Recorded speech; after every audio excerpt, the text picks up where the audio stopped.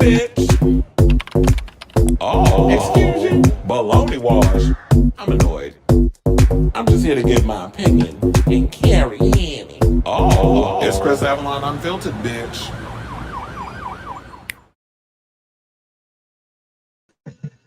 Hey everybody, what's going on? Welcome to the show. Happy Tuesday. It's your boy Kris Avalon. Welcome to a brand new episode of Kris Avalon Unfiltered. The show we basically talk about all things going on in celebrity news, pop culture, whatever's trending on this here internet. We chat about it on this show. So, excuse me, before we get started, can you please do me a solid and hit that like button, the subscribe button, and also smash that notification button so that we can know when we go live with a brand new episode of Kris Avalon Unfiltered. And some of the topics, we probably got 10 topics today, so it's not a lot going on. We got some tea on some messiness going on at the VMAs. The producers, y'all are clever, trying to capitalize on this love triangle going on. We'll see if people care enough to tune in just for that. Also, we have tea on Jenna Ortega, who quit Twitter after being bombarded with a wave of nasty AI-generated images of herself. Garcelle is revealing why one of her sons is not filming the upcoming season of The Real Housewives of Beverly Hills. We have a rare Wendy Williams, how you doing, sighting. Outraged fans are going in on Trina Braxton's husband because apparently he got mad over how she was grieving her ex-husband. So the current husband jealous over how his wife is grieving over the ex-husband. So we're going to talk about that. Plus, Steve Harvey, 9 months late ass, decided to clap back at Katt Williams' Club Shay Shay interview. Like, why are you waiting until we in the third quarter of the year, or fourth quarter, I should say, to excuse me, to clap back over something that we done moved on from. So we got that story. Plus, DJ Vlad is apologizing to Marlon Wayans, probably because everybody dragged his ass on social media. Quentin Tarantino is weighing in on this whole Alec Baldwin Rust shooting and says that he is 10% to blame for what happened to Helena Hutchins. Also, he's weighing in on straight actors playing LGBTQ plus roles. I also saw he weighed in on some stuff with politics, and I was actually agreeing with him on the whole thing about what he was saying. We'll get to that. Plus, a gay TikToker is going viral after defending Chappell. So yeah, this whole Chappell situation has been heating up, and there's been a huge debate surrounding it. And I think what actually makes this thing even more valid is that he's incorporated his own experience as a TikToker. Because once you are a commentator, you are a public figure, and you do gain fans and that sort of thing. And he's incorporating his own experiences in it. So we'll talk about that and a whole lot more of anything else that's popping up going on in social media. I see Onyx is in the building. How you doing? And without further ado, let me hit my banner. And let's get right into our first topic, which is Sabrina Carpenter, Shawn Mendes, and Camila Cabello. Apparently, they've got a situation going on, I guess a beef or something or another. I don't know. I haven't really been paying attention. But apparently, the VMAs has, because they've decided to add, it was already reported that Sabrina and Camila were going to be performing, but now they've added Shawn Mendes to the mix. So, according to the story, and give a shout out to page 6, they said on Tuesday, MTV announced that Mendes will be added to the long list of performers for the upcoming award show, which already includes Cabello and Carpenter. I should also point out that LL Cool J was just announced, as well as Anita. So she'll be performing too. So she'll be bringing that Brazilian funk along with what she does. So this is unclear what each musician plans to sing at the star-studded event that's going to be airing on September 11th at New York's UBS Arena. Now, many social media users were shocked by the diabolical decision to include all 3 singers, yet applaud the network for leaning into the drama. I was like, where have y'all been? First of all, MTV stays on mess, and they do things in regards to the ratings, because number one, who's really going to be tuning into the VMAs? Most people will probably be getting the clips online, or will be just seeing it that way. That I feel like that's the only way a lot of people will be tuning in. I don't feel like that MTV is a part of the pop culture zeitgeist as they think they are, but they continue to keep doing what they do. And as far as what they're going to be performing, I feel like Shawn Mendes is probably going to perform one of those 2 songs that nobody cared about, that didn't even chart, because his music, this new music era, I don't think anybody really cares about. Shawn Mendes' music. And Camila Cabello, she'll probably find one of those songs that flopped off of that recent album of hers that nobody's checking for because she's trying to be Charlie XCX and is failing miserably at it. And as far as Sabrina Carpenter goes, I could definitely see her performing her latest single that's probably about, that people have been insinuating is about Shawn, that features Jenna Ortega in the music video. The death becomes her, you know, and Psycho and all the other horror movies that they take from as inspiration for the music video, which I actually like, by the way. The song is all right, but the music video definitely elevates the song. So they said that how all this first happened was that Mendes, who's 26, and Carpenter, who's 25, were first linked in February of last year after they were spotted out and about in LA. The duo added fuel to the fire the following month after they were photographed leaving Miley Cyrus's album release party together and mingling at the Vanity Fair Oscars party. Now, despite reports that the pair were seeing each other, Mendes has said that they're not dating, and I believe it, just like I don't believe you ever was dating Camila, but let's entertain the mess. Now, less than a month later, the Stitches singer was spotted kissing Cabello at Coachella, probably was derived by both their management team because nobody cares for them individually as pop acts, so they got to pretend that they're a couple just to get y'all interested in their shit, and y'all still don't care. But let's continue to entertain the foolishness. Now, they said now Carpenter seemed to reference this in her song Coincidence. What a surprise. Your phone just died. Your car drove itself to LA to her thighs. Palm Springs looks nice, but who's by your side? First of all, that's some clever ass lyrics, by the way. And I live for a rhyme, but a little shade thrown in. And said, damn it, she looks kind of like the girl you outgrew. At least that's what you said. What a coincidence. Now, elsewhere in the song, Carpenter describes her lover and his ex getting closer again and trying to turn the past into the present tense. Cabello and Mendes notably began dating in 2019, but split after 2 years of dating. However, the on-again, off-again couple were periodically spotted together in the months following their breakup. So then, you know, that she has this song called Taste, which is, of course, the song that, you know, features Jenna Ortega in the music video, and which is about a man going back and forth between a new fling and his ex. And the lyrics goes, I heard you're back together, and if that's true, you just have to taste me when he's kissing you. If you want forever, I bet you do. Just know you'll taste me too. Okay. Now we talking about them lips, or we talking about your other lips? You know, the ones between me down there. Is that what you're referring to? I know some people get mad because Sabrina's been getting sexual with her music, but I'm like, she's in her mid-20s. Like, she's not. You think she's not fucking? Like, come on, grow up, people. Now, fans also believe her song Sharpest Tool and Dumb and Poetic could be about Mendes as well. Although the hunky singer has kept quiet about the alleged love triangle, Cabello seemingly reacted to the drama by posting a TikTok of herself lip-syncing to her tired-ass song called June Gloom, rumored to be about Carpenter, saying, she's cool, I heard, won't act surprised, I saw the pictures. We're a house fire for sure. Hope it'll burn out, but it just gets bigger. Okay, and what part of this song is it supposed to rhyme? Because that sounds like some tired-ass poetry. Now, so if she's so amazing, why are you on this side of town? If you like her so much, what are you here trying to find out? Huh? Girl, I can see why that album flopped. Them lyrics is horrible. Now, here's the thing.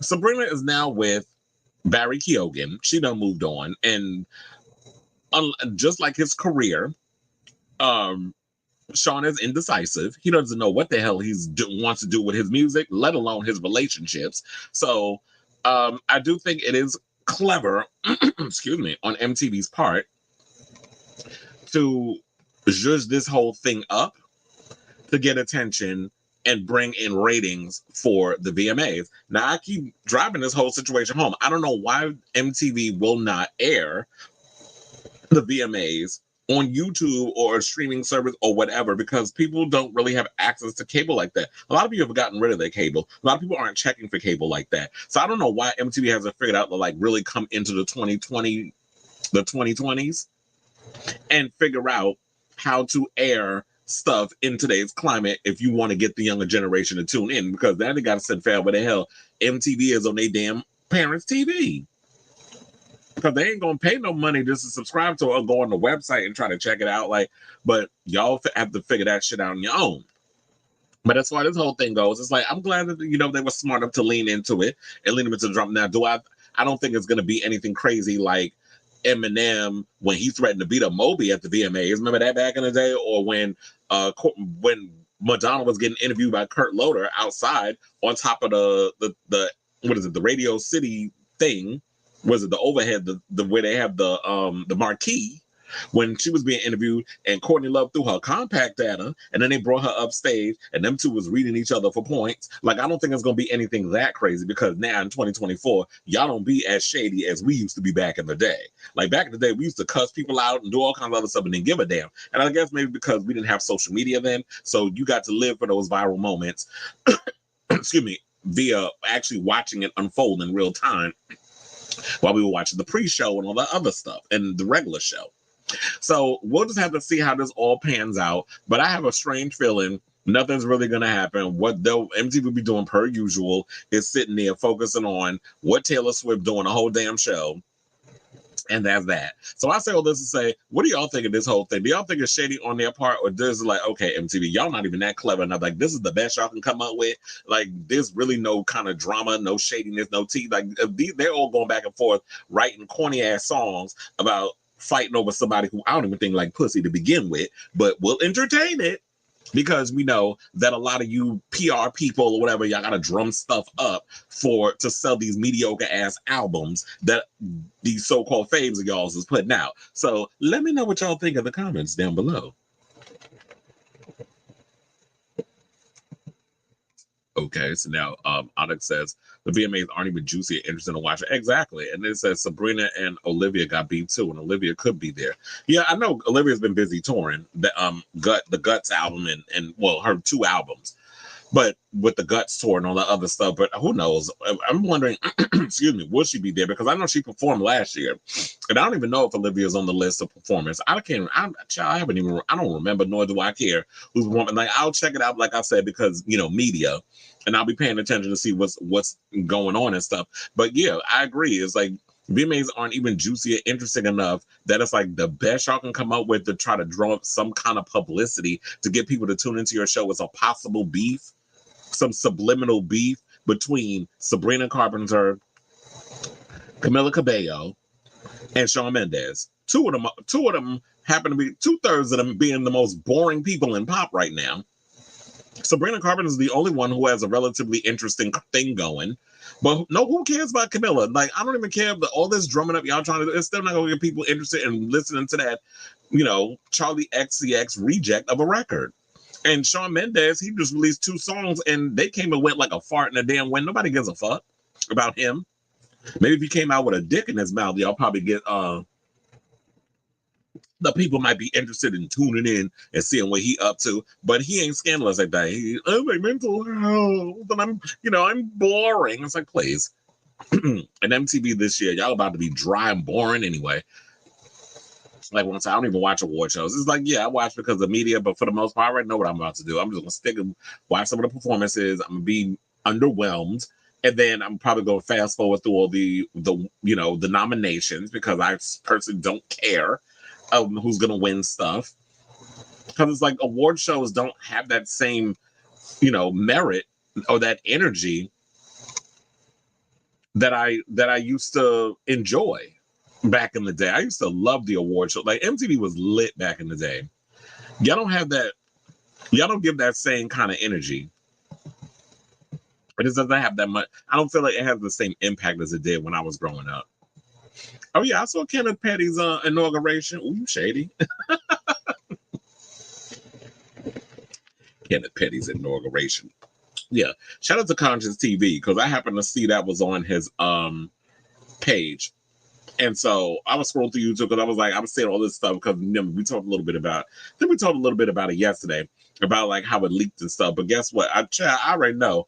Did Nicki Minaj come out with her little, go on one of them streaming things and just do a whole little rant about it? I don't know. But I know she having a damn fit, because first of all, sis, you was out here lying for your husband, talking about that they interviewed him without the parents being present. The father was in the room. So one of the things the government's going to be like doing is like, okay, bitch, that's anybody.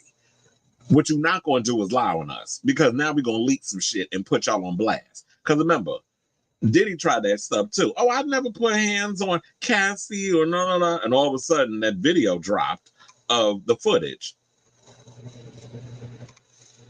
Oh yeah, I saw that she announced the deluxe edition, and she's supposed to be performing at Madison Square Garden next week on the 7th of September. So yeah, she's trying to distract with all it, but it's like, well, girl, what can you say? Like, the evidence is pretty much out here. You can't say it was doctored. You can't say they made it up. We've seen him in the video. He was being interviewed. His father was there. He was telling this whole thing about his aunt and his uncle, and the door was unlocked, and basically even said that she was a good girl. She never did anything to hurt nobody. She always did her homework. He helped her with the homework. Then the lady that was interviewing him started pulling out photos of his room. So I'm like, you sit up in there lying, said you ain't do none of that, girl, but they had all that evidence. So clearly he did do what he did. And my thing is this: if you want to stand by and be married to a rapist, that's a decision you have to stick with. It's the same thing I said about Teresa Giudice. If she want to be sitting up there married to another damn white collar criminal, she the one that got to wake up and go to bed next to that man every night. So stand 10 toes down on your decisions if you're an adult. If you want to sit and be married to a criminal, own it. Stand by it. Don't get mad when people calling out things that is clearly the truth from what we know, and it's evidence.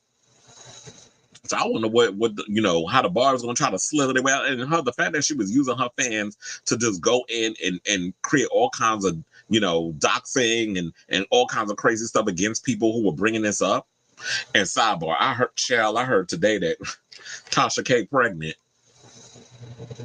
I said Cardi B gonna come for that baby too. Like she come for everything else.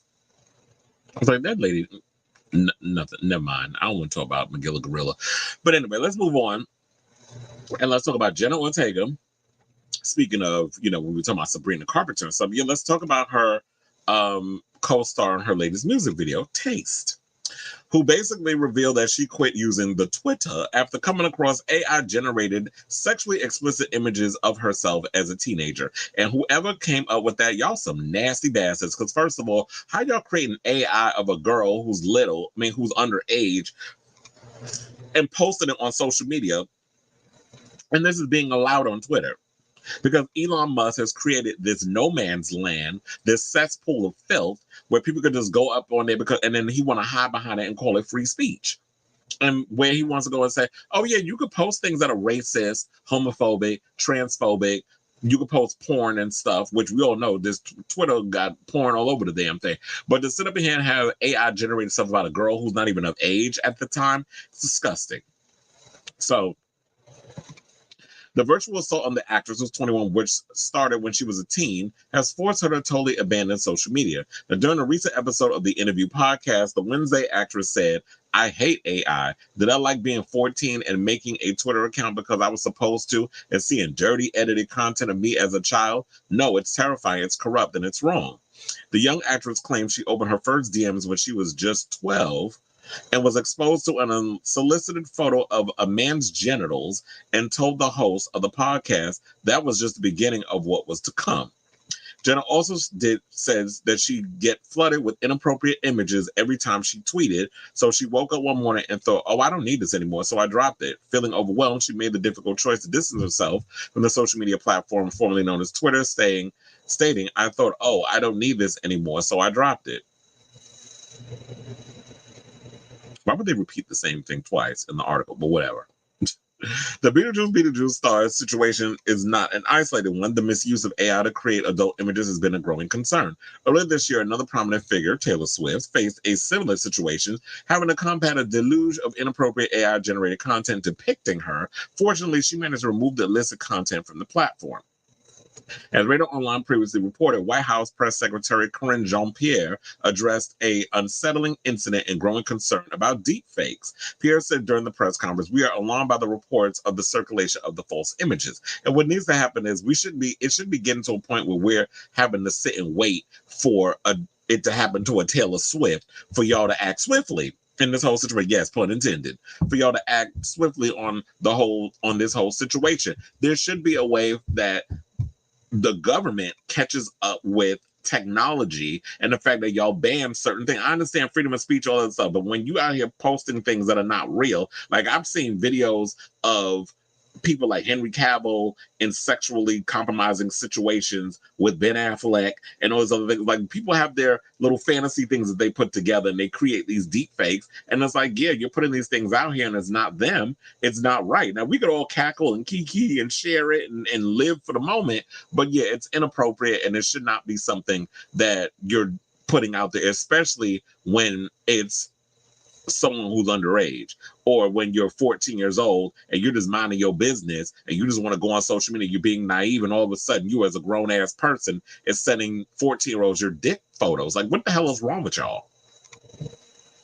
Now, also, they said that while social media companies make their own independent decisions about content management, we believe they have an important role to play in enforcing their own rules to prevent the spread of misinformation and non-consensual, intimate imagery of real people. And you know what? People like Elon Musk is not going to do that. And they said too often we know a lax enforcement disproportionately impacts women, and they also impact girls who are overwhelmingly targets of online harassment and also abuse. And let's not forget, sex trafficking and things of that nature. And look, you even had dumbass Donald Trump getting in on the situation where he created AI images of Taylor Swift on Truth Social saying that she endorsed him for his political campaign. But he's been doing that a lot. He's been using people's music without their permission, and people have threatened to sue him. The only one I know who has filed a lawsuit against Donald Trump is Isaac Hayes III over the use of his father's music, whatever the case is. And then, we had the Foo Fighters, their music got used. They actually used the proceeds or whatever for Kamala Harris's campaign, which I know pissed him off. So it's everybody. He used Beyonce. He's been trying to use all these other liberal people who he hates, by the way, or says he does. But we know that he loves the fame and attention and the celebrity. And he's mad because he can't be a part of that inner circle because they rejected him. But they don't want to bigot around them. You don't like women, you don't like gays, you don't like black people, you don't like anybody who ain't white and male. So how you thinking you're gonna get invited to these situations when you lack in the diversity department? And the racists can only there's only so many of them that can continue to windmill for your dumb ass. So with that being said, that we got all these different things, and he's out here participating in that. So at what point do people just bombard him with a bunch of litigations of the situation?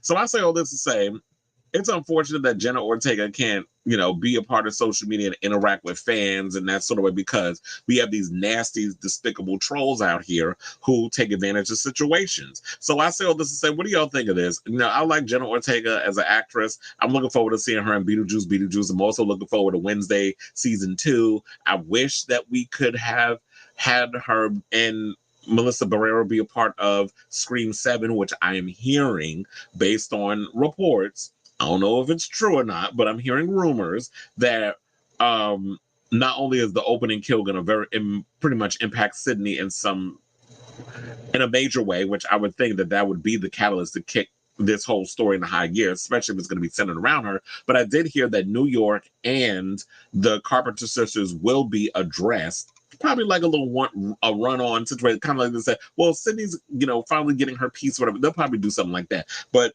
they did say that the Carpenter sisters will be mentioned. I kind of wish we could get her to be a part of it, but as messy as Spyglass and everything in that whole situation is, it's probably best that she parts ways and moves on and does other things. So let me know what you guys think of this story in the comments down below.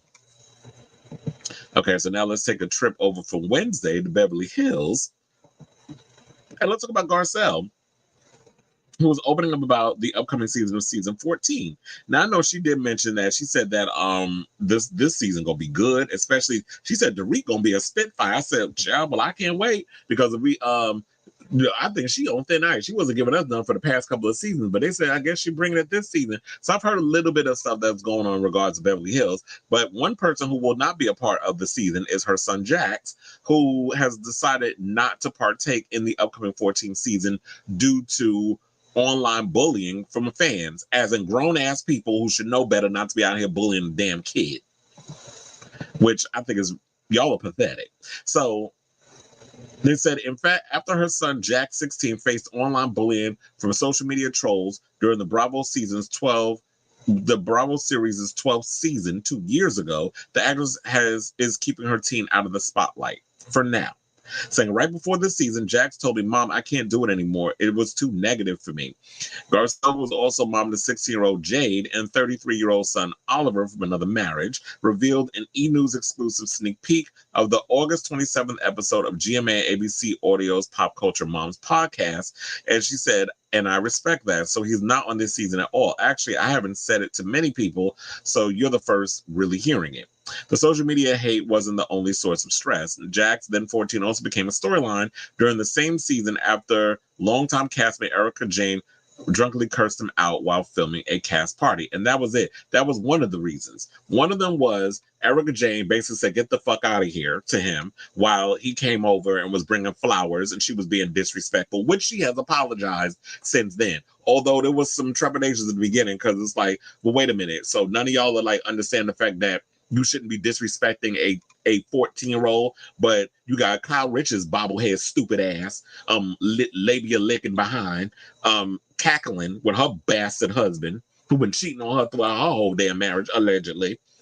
Her and Dorit, that stupid bitch, all of them sitting there, and PK, fat neck bastard having ass, they all sitting up in there cackling at the fact of Jade her son, not Jade, the other one, Jax, getting disrespected by an adult. But I was like, okay, now let somebody do that to Portia. Let somebody do that to Phoenix and Jagger. Let's see how y'all feel when some grown-ass person tells your children to get the fuck out of a room or curses at them in some other crazy old kind of way. Dorita give us some long-winded ass woe is me type of situation where we'll probably all be like Andy Cohen and yawning through the damn reunion. So it's trying to have an understanding and empathy for other people who are going through some stuff and not just, being very dismissive and thinking that shit is cute, because it's not. And then let's not also forget Diana Jenkins, who I'm so glad she was a one and done damn season, where they said that she was creating troll, paying for troll farms, her Lisa Rinna and stuff, going after Garcelle and excuse me, and oh my God, what's that? And Sutton.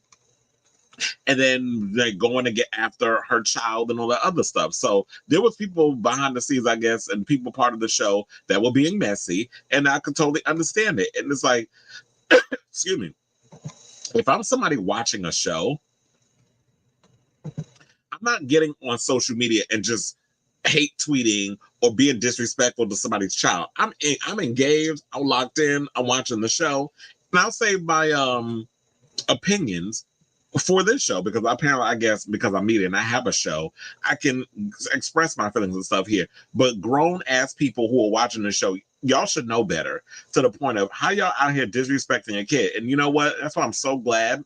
This times where I was sitting, I'll go, you know what? I kind of wish that I didn't grow up in the time I grew up in. Like, I feel like I was born in the wrong time.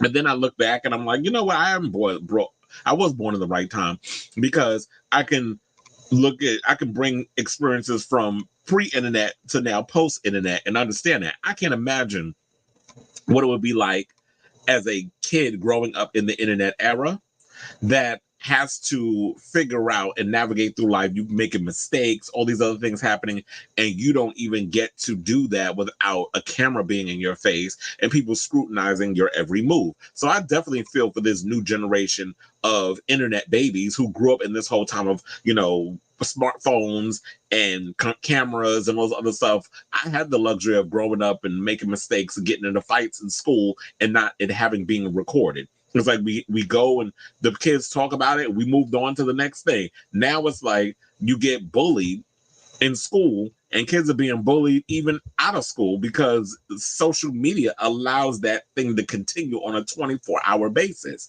So I can imagine, and I empathize with a lot of the younger kids that's growing up in this generation of social media and the scrutiny that they have to deal with. And it's like, kids should be off limits when it comes to situations. That boy ain't do nothing to nobody.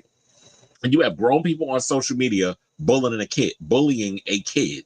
So I totally get why, Garcelle made the decision to not include her child in the whole situation or being a part of the show. And the worst part is, like, when we watch these reality shows, we want to know what's going on in the cast member's life and the interaction with their children and how they're coping and things that they're dealing with and stuff. So when y'all get up on that damn social media and y'all be like, why y'all still got Garcelle on that show? She ain't bringing nothing. She don't even show what's going on in her family.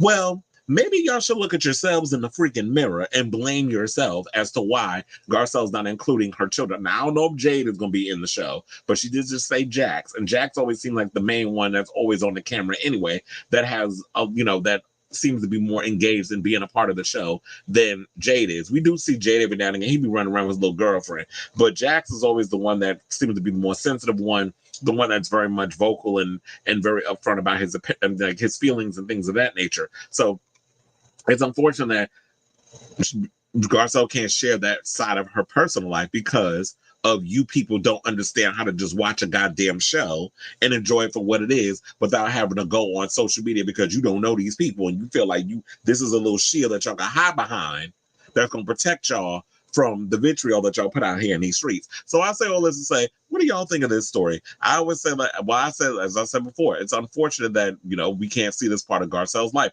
But I do hope that because we won't see her and her children and stuff on camera, that Garcelle will be bringing it in other ways on this upcoming season. I'm looking forward to Beverly Hills. Beverly Hills been giving my life, these past couple of seasons. So let me know what you guys think of this story in the comments down below. Okay, so now let's move on and let's talk about Wendy Williams. How you doing? Now, it's been a while since we talked about Miss Wendy on this show, and we have an update because she has been spotted out and about I believe in Jersey. And it's been almost a year since we heard from Wendy because, we've been out here being like, okay, Wendy, where you at, girl? Like, we've been genuinely concerned. We were like, is she still wrapped up in that conservatorship? Like, what's the tea? So we want to know. But yeah, she was out and about. She was out with her son, which I think is great news because it goes to show that, she is with family. That I don't know what's the latest on the conservatorship. I don't know if it's up. I don't know if it's still happening. But it does seem like because she was with her son that maybe things are on the up and up. And I remember like back in the day when she was with her son the first time and he was actually taking care of her, having her eating right and having her work out and working on her cognitive situation, like working on her memory and all that other stuff, even though she has the aphasia and the dementia and stuff, there's no reversing, losing, like slowly, your brain slowly deteriorating and you're losing memory and thought. So the fact of the matter that Lil Kev is taking on the responsibility of taking care of his mother, I feel like that's great news. So let's get into the story. And yeah, this is the picture that we have of Wendy. First of all, that wig, I don't know, child, who be dressing her, but Wendy it's always been a choice when it comes to her in the fashions. That's Jersey. They dress tacky over there. So there's an employee at Bolingo Balance in Newark exclusively told Page Six that the former Wendy Williams show star visited the shop, which is ran by the late Dr. Sebi's son, Victor Bowman, about a week ago with her son, Kevin Hunter Jr. We're told Wendy was sharp, upbeat, and aware, and very bubbly during the visit. She even had to sit down with Bowman and discuss her health products. Or the health products. The famed gospel queen, who's 60, was engaging but wasn't as familiar with what we do here, so her son was more explaining things. She talked about circulation improvement but didn't want to get into too much detail on their first meeting and plans to come back in the near future. The employee told Page Six that Bowman gifted Williams with several holistic products, including iron-rich herbs such as sarsaparilla, Contribo, and botano oil, which they told us is big for skin. Williams also received Dr. Sebi's son capsules, which are said to promote overall hormonal balance and mental wealth. And you know what? I love the fact that they're going, because, Dr. Sebi is somebody who's legendary. If y'all don't know who Dr. Sebi is, definitely look him up. I remember there have been many people that try to do documentaries on him and crazy shit happened to them. So I don't know why I guess that's probably why it never happened. And I believe at one point, Nick Cannon was going to do a documentary on Dr. Sebi. So Dr. Sebi is somebody who does a lot of, well, he's not around, but a lot of holistic type stuff. I believe Left Eye was at one point involved a lot with Dr. Sebi and his holistic teachings and things of that nature. And I believe she was going to his some type of retreat or whatever out in Colombia when the accident happened and she, passed. So let's get to it. Wait, hold on. Now I was like, so I just want to give you all a little bit of that. And you see it with her son, who got them Jay-Z as locks, except look, Kev is better looking than Jay-Z. Quiet as a scab. But it said Bowman also shared a photo of himself with the former radio host on his Facebook page on August 19th. Now, Williams has been keeping a low profile since March of last year, which was the last time she was photographed publicly. At the time, the mother one was dressed in all black as she headed back to her apartment in New York City. Now, in recent years, Williams has been dealing with several health ailments, which we know has been, she had the frontal temporal dementia, and as well as aphasia. She has the lymphedema. She has, the thyroid issues. So Wendy's always had like a bunch of damn ailments, and she has Graves' disease. So we should also point that and stuff out. So she's got a lot of stuff that's been going on with her. She was acting erratically. She was losing her words. And I have to say, like, from that picture, which we'll go back to, she looks pretty healthy here. The wig is wigging. The body is on point. She looked like she put on a lot of weight. She definitely looks good. She definitely giving somebody like auntie tease. Like, she is looking like somebody's auntie, hot auntie. And I love the fact that, that it seems like that she's back and her son, and her are back together. He's been taking the initiative to help her stay on track. And I love the fact that they're looking into a lot of holistic treatments instead of going into a lot of this pharmaceutical stuff where they want y'all to be taking this pill and that pill, and y'all get hooked on opioids and all kinds of other craziness.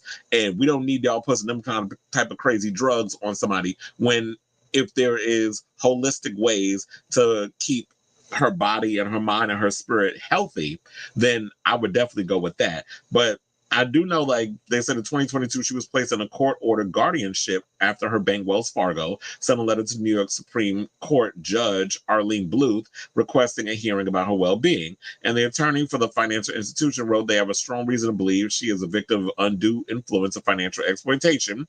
Her family said they're still denied contact with her due to the guardianship. But it just seemed like to me, like I said, that her son, Lil Kev, has been in the picture. So maybe that he has been maintaining contact. I don't know what the overall assessment of her case is, or if the conservatorship is still going on, but it's good to see her healthy. It's good to see her in good spirits, and I hope that she is with her family and they're doing what they have to do to keep her nice and healthy. So I'll definitely be keeping you guys abreast of this story as it develops. If we see any more Wendy Williams sightings, I mean, I'm wondering where she's living, because I remember she had the house in Manhattan that she had to give up the apartment. And if she was out in Jersey, I'm wondering, so is she back in Jersey? Because I know at one point she had left Jersey, she was in New York. So is she back in Jersey? Is she back and forth between the East Coast and Florida? Like, I don't know what's necessarily going on, but it's good to see that she's out and about and back in good spirits, and that she has family who cares about her. So I say all this to say, what do y'all think? Are y'all excited that Wendy Williams is back and out and about? I know a lot of people out here thinking, oh yeah, she need to come back to the talk show. And I was like, Wendy's days as being a part of media is long gone. We just gonna have to remember her for who she was back in the day. She is an icon in the media space, and many of us, including myself, have admired what Wendy has brought to media, pop culture, that sort of thing. A lot of people follow her blueprint. A lot of y'all don't want to give her flowers, but Wendy is the blueprint in regard of celebrity news and gossip. So, and delivering, because before there was a TMZ and all these other people, there was Wendy Williams. So good to see you, girl. And so I want to hear y'all thoughts. Let me know in the comments down below. Okay, so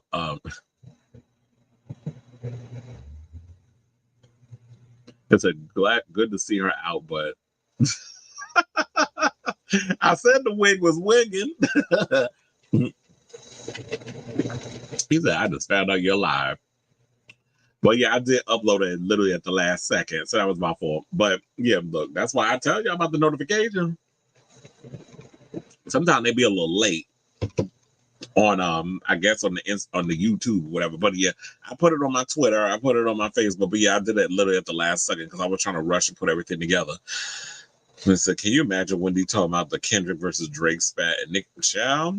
I do miss it. Look, the one thing I always love about people is that they were like, whenever like the big drama stories come up, they'll be like, I wonder what Wendy Williams thinks. Like a lot of people just be missing the fact of, a lot of because I miss those too. I'm like, yeah, I really would have loved to have heard Wendy messy opinion on this whole situation. And unfortunately, with her being sick and everything, we won't be getting it. We won't be getting that. So we just got to imagine what she would possibly say. Or I wonder if she is, keeping up with a lot of the stuff that's going on in pop culture. Like, is her son giving her like gossip magazines or something? I mean, child, do they even still make magazines of the tabloids? Everything is now on the internet. So I don't know what her internet consumption will be. But anyway, let's move on and let's go from Wendy to Trina Braxton. Well, people are dragging her husband online. So fans are calling on Trina Braxton's husband, Vaughn, for not allowing the reality star to grieve the death of her ex-husband, Gabe Solis. Now, things are arguing between Braxton Family Values star Trina Braxton and her husband, Vaughn Scales, when the topic of Braxton's ex-husband came up during the episode of their post-show podcast. As the couple dissected the week's episode of the Braxton Clips and Cocktails, things hit a sour note when Braxton mentioned she thought Scales was punishing her for grieving the loss of her ex-husband, Gabe Solis, who passed in 2020 from cancer. Now, Scales, who married Braxton in 2019, so they've been married for 5 years, confirmed he, in fact, did have an issue with her emotional display over her former husband. So we have a bunch of clips that I want y'all to hear, and we're gonna do a whole carousel because there's 3 parts, and we're gonna go through them, and then I'm gonna give my opinion because I want y'all to hear it. And this season of the Braxtons has been pretty good, and I like that they're breaking all this stuff down in their personal life. And I know people feel how they feel with certain situations, but I feel like if these people have to go through their grief and pain and stuff, and that encourages those viewers at home to go through that as well in their own personal life, then I see no problems with it. But please hold as we get to this clip, and then we'll talk. No, you said that you felt I punished you. Yes. And then I said that Vaughn didn't realize that I loved him for real, and I loved him, and I chose him. You're putting words in my mouth. No, I'm saying what I'm recapping. So now with that recap, what do you have to say? Yeah, okay, first off, what you said was really jumbled. But what was said on the episode is that she felt like she was punished for grieving. And that was absolutely true. Yeah, I was angry because, and since we're having this conversation, and here's the thing, this wasn't my idea. She asked me if we would talk about this tonight. I did. And anybody that knows me knows that I don't bite my tongue because I don't really care what people think of me. So I'm just going to say it. If you want my honest opinion, yes, I don't see a lot of difference between the way you grieved for Tracy and Gabe. It looked the same to me. There was a little more heat behind Tracy, of course, because it's your sister. But it didn't, to me, and I had nothing to measure it against when Gabe died, so I didn't know anything, but I knew I didn't like it.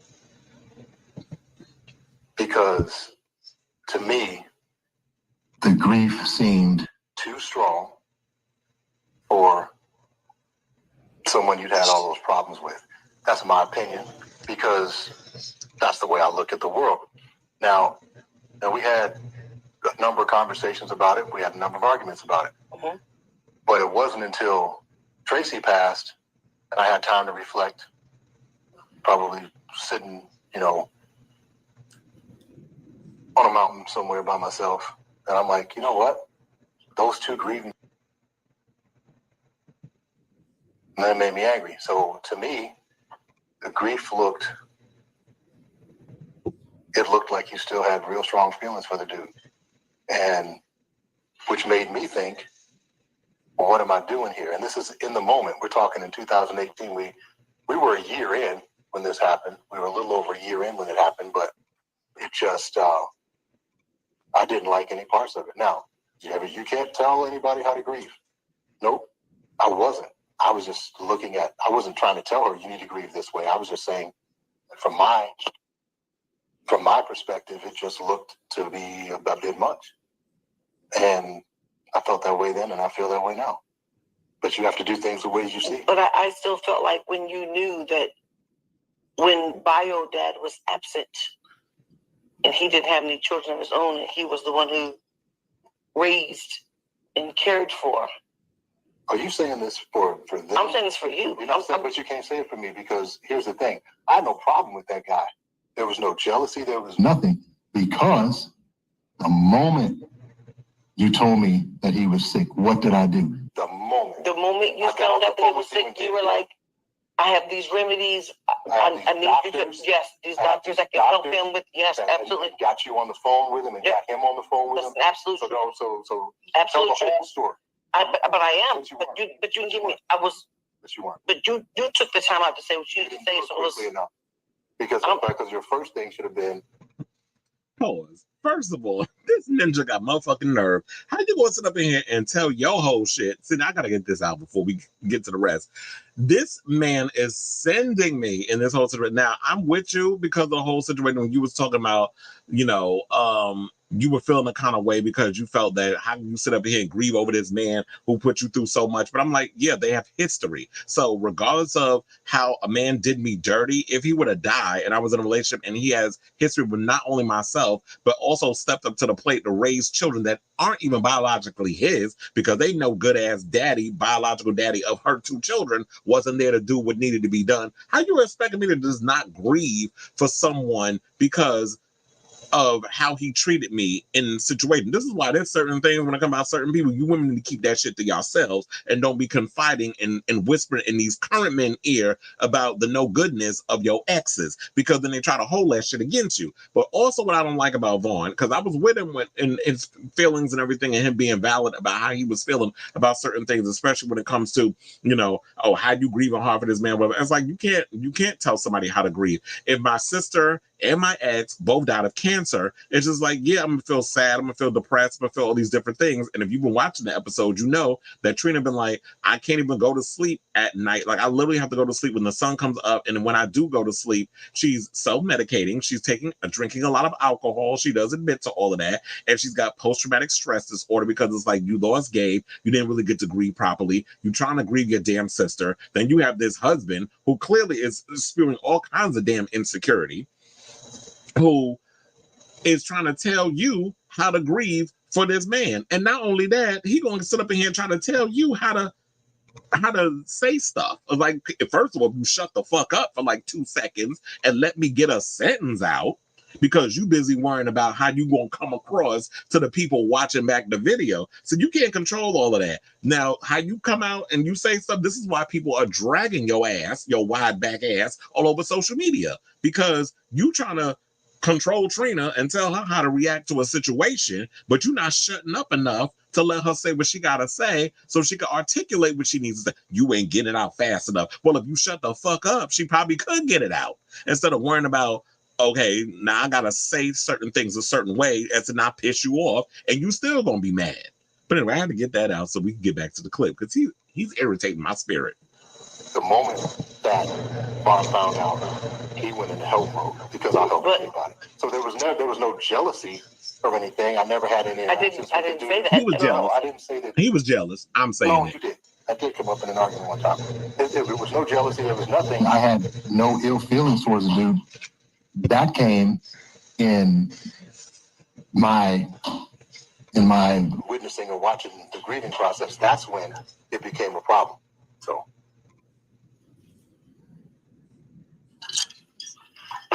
You just gonna sit there? Wait, what do you mean?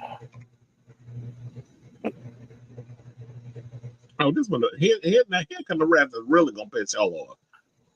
TV show host, and you're just letting dead space. You're not saying anything. No, it's not that I'm saying dead space. I'm allowing you to say how you feel, because when I did say something, it was. But you because you were wrong. And I can't speak for you. I can't speak for you. But there are a lot of people who are going through this type of situation, and they're going through it. Who's going through the situation? Somebody. somebody, because we are not exempt. We go through the same stuff that everybody else goes through. But this is but here's the thing. It was a unique situation because it wasn't a one-off. It wasn't a one-off. I've never met anybody who was best friends with their ex. That was a new circumstance. I didn't even know that paradigm existed in the world. Okay, I'm tired of hearing his ass. Now, I guess because you don't know that existed because you probably been in a lot of shitty ass goddamn relationships with the way you come across in your energy, being controlling and acting like you know every goddamn thing, but you really don't, sir. So maybe every relationship you've been in the past, you haven't been able to amicably move on from those relationships. But there are people out here. I know a lot of them. I have been in those situations where I've had amicable splits with people and we remain cordial and cool. Maybe because you come from a toxic background. I don't know what your background is in regards to how your parents and stuff is, but maybe you have a lot of situations and issues that you need to deal with, from your childhood that's crossed over into your adulthood. But yeah, just because you haven't experienced it, you should probably maybe, as I said before, because you love talking, but you don't like listening. Take the time, be quiet, shut the fuck up, and try to listen and learn instead of acting like you know every damn thing, because you don't. Now, on the top of that, what really sent me was that next clip that I just showed y'all, where he went, "So you just not gonna say nothing? Why don't you're not gonna allow the shit that came out your mouth to at least travel through the ether into her ears and process in her brain?" So that way she could understand what you're coming from. So that way she responds. Nobody's so quick. Like, I guess maybe that's what you're good at, because you wasn't really good at it. But I'm just saying that sarcastically. I can't stand people that be ready for the answer, for the clapback, but y'all don't listen. So there's nothing wrong with dead air. There's nothing wrong with taking a moment to let things process before you respond. Everything don't need a response immediately.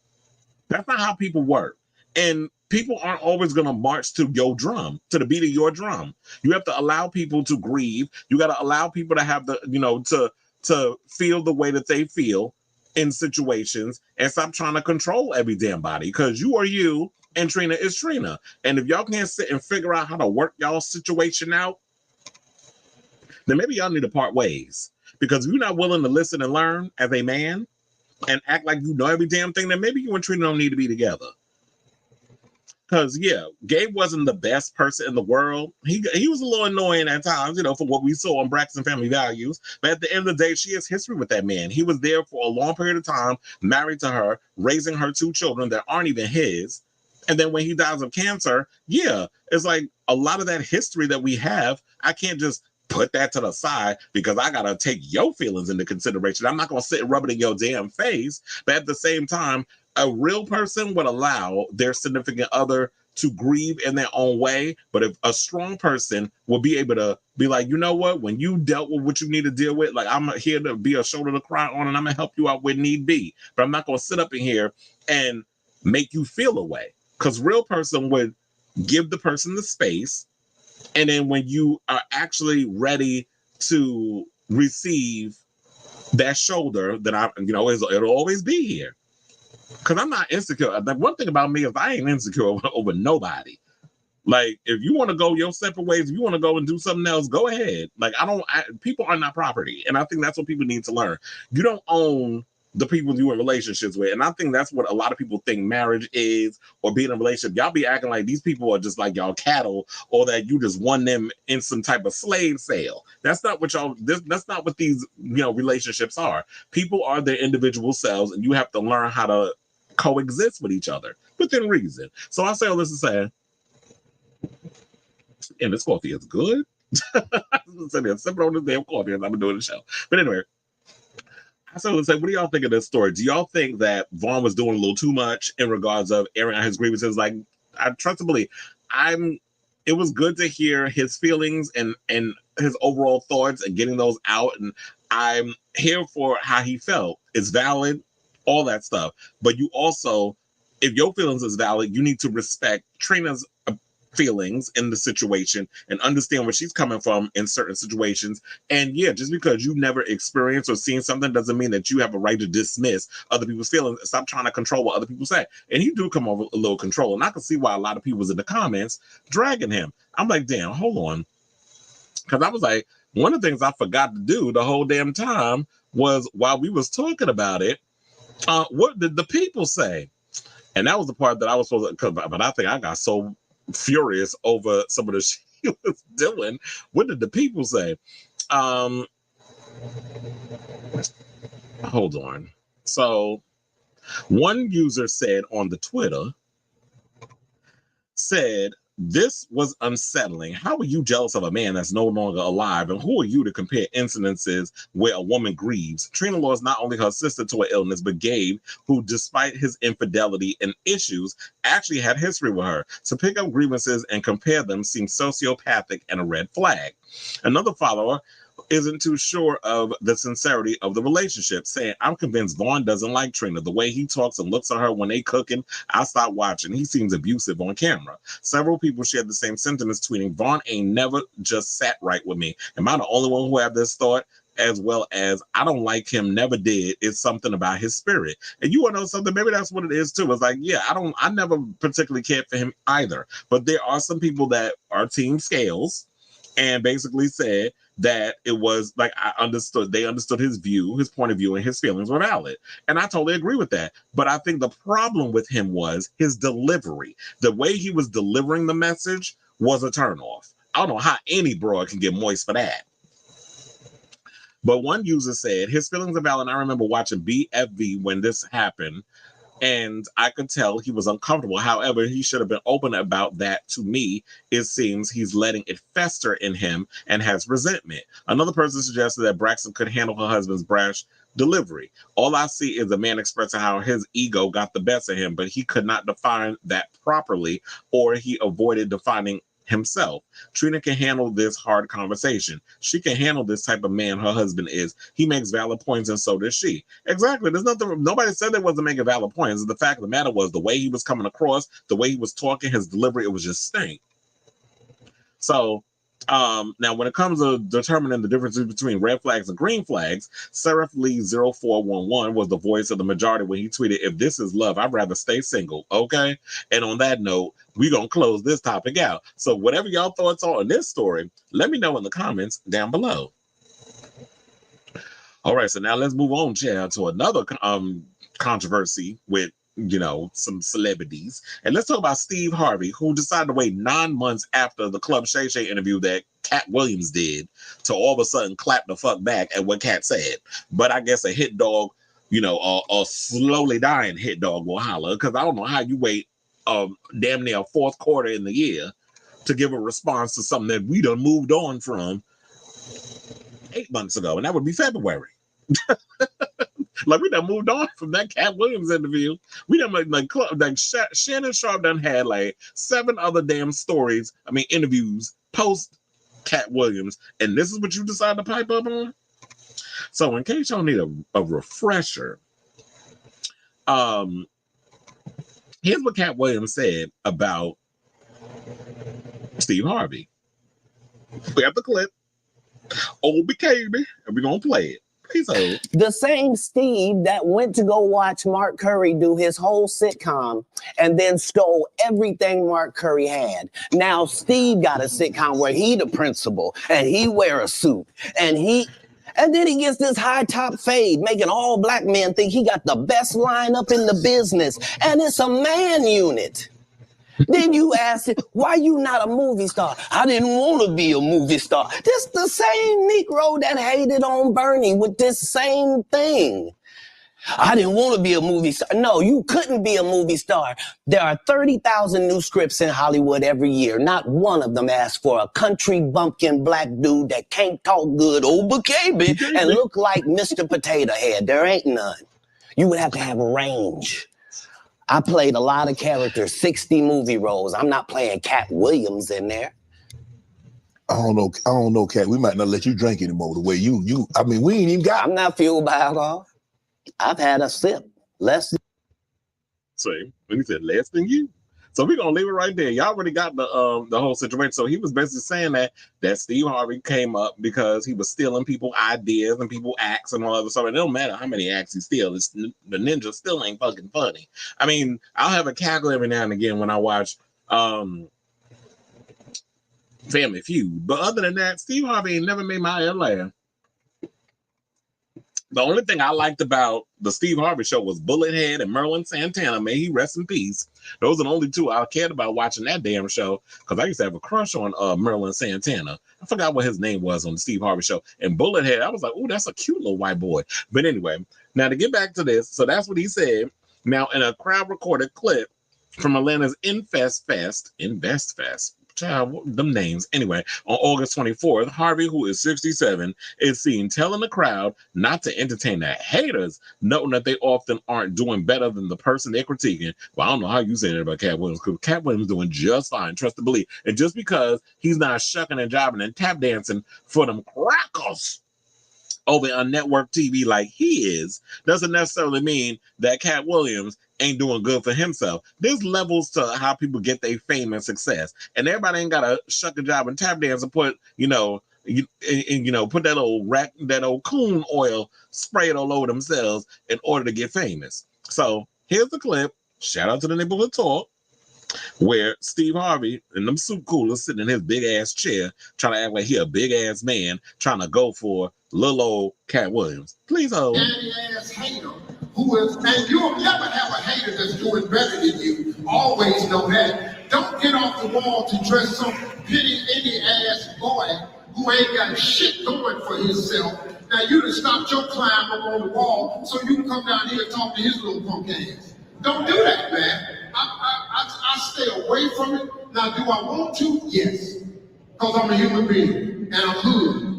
I used to be a fighter and I still got hands. They slow, but if you get up on them real close, I can still knock your monkey ass out there. I just don't have the quickness I have. But I still know how to turn my hip and shift that weight, and I'll knock your short ass out. I'll shoot your perm straight out your head. I don't even know what I see. So Steve Harvey thinks he can fight. Okay, whatever. We'll see. I doubt it. Soup coolers couldn't even beat a soup can open, even if you use your lips to cut the sides of the damn metal. So, the people in the comments said, this hit different when Mark Curry confirmed it. Another person put, now, Steve, there is a statute of limitations on clapbacks and yours have expired. Another person said, but Katt wasn't lying, so yeah. Another person put, he never belonged on the Kings of Comedy. His show was background noise at best. He was never funny. I will stand 10 toes down on this hill. And you want to know something? Let me hit that like button, because I agree that Steve ain't never been funny at this point. And we all know that when we look at the Kings of Comedy, the funniest one on there ain't even in the union no more. Shout out to Bernie Mac. He was the only one in that comedy special that I cackled, literally in tears, watching. And that's the only part of the special that I watched. Now, when it comes to the Queens of Comedy, I will sit and watch all them broads. But when it comes to the Kings of Comedy, the only part of that I watch is Bernie Mac, because Bernie Mac was funny. I always love me some Bernie Mac. Bernie Mac always had my ass in tears when I would watch him. But let's go back to more of the shade, because it seemed like everybody was going in and was Team Katt. And shout out to my Virgo twin. One thing about us Virgo, because he and I share a birthday. Our birthdays is next week. I think next Monday, September 2nd. And one thing about us is that we ain't got shit to lose. Like, we will run our mouths, and when you piss us off, diarrhea out of the mouth. The reads will come, the jokes, all that shit, but there's never a lie in what we say. There's always some truth. We'll give it to you harshly, but the truth is going to come. And that's what it is. A hit dog will holler. It may have been a little slow hit, because it seemed like Steve is that old dog that got hit by the car back in January, and now he's starting to feel the pain, like it's slowly starting to get over in the bloodstream, and now he wailing. It's like, well, why are you so late with the joke? You should have responded back to that as soon as the shit came out. Every other comedian did. But what was it? Why didn't you all of a sudden you wait damn near to the years up to speak out? And at this point, like I said, most of the people, we done moved on. So I agree with that person where it was like, yeah, there's a statute of limitations to responding, and yours been expired, child. So one person at this point, we're 4 months away from 2025. Katt did that interview in January, and the numbers are still going up. And another person said, but did Steve say Katt lied though? He waited 6 months and this is the best he got. I see why Bernie ain't jive with him. Okay. They said, clearly y'all forgot 15 years ago, New Year's Eve, Detroit, Katt destroyed Steve on a set-for-set battle. YouTube is your friend. Well, you know what? I need to look that up. And the fact of the matter is, you know what, like I said, a hit dog a holler. Clearly, Steve feels a way over what, Katt said about him. And it's no shade, but I definitely am with Katt Williams on this. And to me, it's just like, yeah, I remember Katt. And funny enough, when we sitting there talking about it, when we're talking about Mark Curry, and you look at the Steve Harvey show, it's like, you want to know something? He was absolutely right. Because I'm from the time of Hanging with Mr. Cooper, where Holly Robinson Pete and Raven Simone was on there at one point. I think she came on towards like the end. And I think Dawn Lewis was on that show. So I used to live for Hanging with Mr. Cooper. And then that, which used to also be a part of, I believe it was a part of the TGIF lineup, or it might have came on Tuesdays. I don't remember. But I do remember, I think Hanging with Mr. Cooper used to come on the same night as Full House, if I'm not mistaken. But they did at one point. Full House used to come on Tuesdays, and then they moved to Friday. I cannot believe I remember that. But because, they tried to make that part of the TGIF lineup. But then they had Hanging with Mr. Cooper. And then years later, here we come with the damn Steve Harvey show. The only problem was, the only difference was Hanging with Mr. Cooper was funny because it was on network TV. Steve Harvey was on the CW. Not the same thing. You was on the Unfunny network. Whereas like y'all get a cackle in every now and again, but y'all was at the bottom of the totem pole when it came to the Nielsen ratings. It's no shade. Yeah, well, Steve was part of the, the chitlin circuit. And that means there's only like a certain amount of people that's going to sit up there and watch your show. But, when you look at the Nielsen ratings, y'all was in the 120s. You wasn't in the top 20. You was in the 120s. So I know it's sad to say, but you know what? Katt Williams won his round. He ain't got nothing to worry about. You ain't putting hands on nobody, Steve. You need to go worry about that old whore you done married, Marjorie, and let her continue to suck out your damn money because you like laying along with spreading the wire with other people. You left your last wife for this one. And you got Lord, you got your whore wife and her whore daughter out here hopscotching from man to man. So fuck you, sir. We don't care about you. You're not funny, and we're gonna move on. So let me know what y'all think of this story in the comments down below. But was I a little harsh at that end? But whatever. Fuck Steve Harvey, his unfunny ass. But anyway, yeah, Bullethead could get it. He said, yeah, Bullethead. I was like, where the hell that name came from? Like, he was calling him Bullethead. And whatever happened to the actor that played him. But yeah, I used to have a crush on Bullethead and Marilyn Santana, and then Marilyn wound up getting killed in real life. But anyway, so we have 4 more topics to go. We are done with today's show. So before we get to these topics, could you please hit that like button, that subscribe button, and smash that notification button so that way when we go live with a brand new episode of Kris Avalon Unfiltered. And without further ado, let's go from one beat to another. And let's talk about DJ Vlad. So, we told a couple of weeks ago, DJ Vlad, or maybe it was last week, DJ Vlad and Marlon Wayans apparently got into a little situation because Marlon Wayans was minding his business. DJ Vlad decided to get on social media and interview Aries Spears, who I got a DM from a friend of mine because I was on the phone for 5 hours with this person yesterday, who is one of my celebrity insiders that was telling me all kinds of stuff about what's going on in Hollywood and some of you messy ass celebrities. And the shit I know on y'all, child, I might as well have to go on a witness protection from all the tea that was being spilled to me. But she's, I didn't mention the gender, but whatever. But now they went and sent me a text message that Aries Spears ended up trying to get with them. And I was sitting there like, what? I was like, first of all, that neck of his looked dirty as hell. fat neck, looked like a dude to stick like 5 hot washcloths back there to get all that dirt off, because he looked like he looked like his whole body stink, like the folds in his skin just be all sweaty and smelly and dirty. And the reason why I'm bringing up Aries Spears is because that's who DJ Vlad was talking to in regards to this whole situation, in regards to Marlon Wayans. He decided to bring up in a conversation that had nothing to do with this man. And I know Marlon Wayans probably, now where am I in it? You know, like with Nene Leaks. And it was sitting over there like, okay, so he goes and talks about, well, Marlon Wayans hit him up trying to ask for a $40,000 fee if we wanted him to interview him, and was feeling a kind of way about it. And my thing is, when it comes to negotiations of talent and you trying to get interviews or whatever, you should not be trying to bring all of that out into the public. We did not need to know about your situation with Marlon Wayans and how much he was trying to charge you for an interview. That's none of our business. So now you decided to drag us into the situation, and he was going to say what he was saying. He got dragged on social media by Black Twitter, or just Black social media in general, but mostly Black Twitter. And now he want to backpedal and apologize because he recently did another interview, this time with another fat neck motherfucker by the name of DJ Academics, and basically said that he has issued an apology. I don't know why you can't just do an apology on your own instead of trying to slide beefs, conversations about other people, and apologies when you interviewing other people.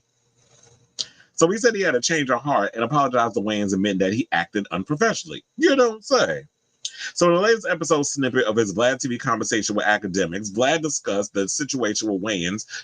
Academics did that interview. He about to go to jail because, you know, anytime anybody do an interview with DJ Vlad, you already know what happened. The feds come kicking in y'all door and waving on 4-4. So y'all better watch what y'all say around that man, that clear person. So Vlad discussed the situation with Wayans that blew over the latter's $40K asking price to appear on his platform. According to Vlad, the asking price would have been a bad business move and it would have worked for either party. Vlad also said that he's a fan. Of course you are, because otherwise you try to sit and discredit Marlon Wayans, who was an icon, whether you like him or not, in the comedic universe. He is from a comedic dynasty, especially in the Black world, because all them Wayans are comedians. We got Kenan, Kim, Marlon, Shawn, Damon. Did I miss any? I know they had Damon Wayans Jr., but I think he's more of an actor and a director than a comedian. But yes, and then they got the newer generation. So anyway, they said that he said he's a fan, he respects Wayans, but he hoped there could have been more consideration for the situation on his side. Regardless of that, Vlad apologized for making the whole business deal with Wayans public through social media, saying, Marlon, I apologize for jumping out the window the way I did. You didn't really deserve it because honestly, at the end of the day, it was just a business negotiation. I could have kept it to myself. I overdid it. At one point, maybe we could work something out because I do actually respect you. That was the reason I approached you in the first place. You know what I mean? And I just hope that you would see what I have done over these years. Vlad claimed that his platform has hit over 6 billion views and hoped that Wayans would respect Vlad TV in a similar way of how he shows that to Drink Champs, Big Boys Neighborhood, and the Breakfast Club. So basically is you want to be a part of the Big Boys Club, meaning Black personalities. So DJ Vlad wants to infiltrate that situation. Drink Champs is Nori, of course, my other Virgo sibling. You know, I shout out to the Virgos. Big Boys Underground. You know, Big Boy been around since forever.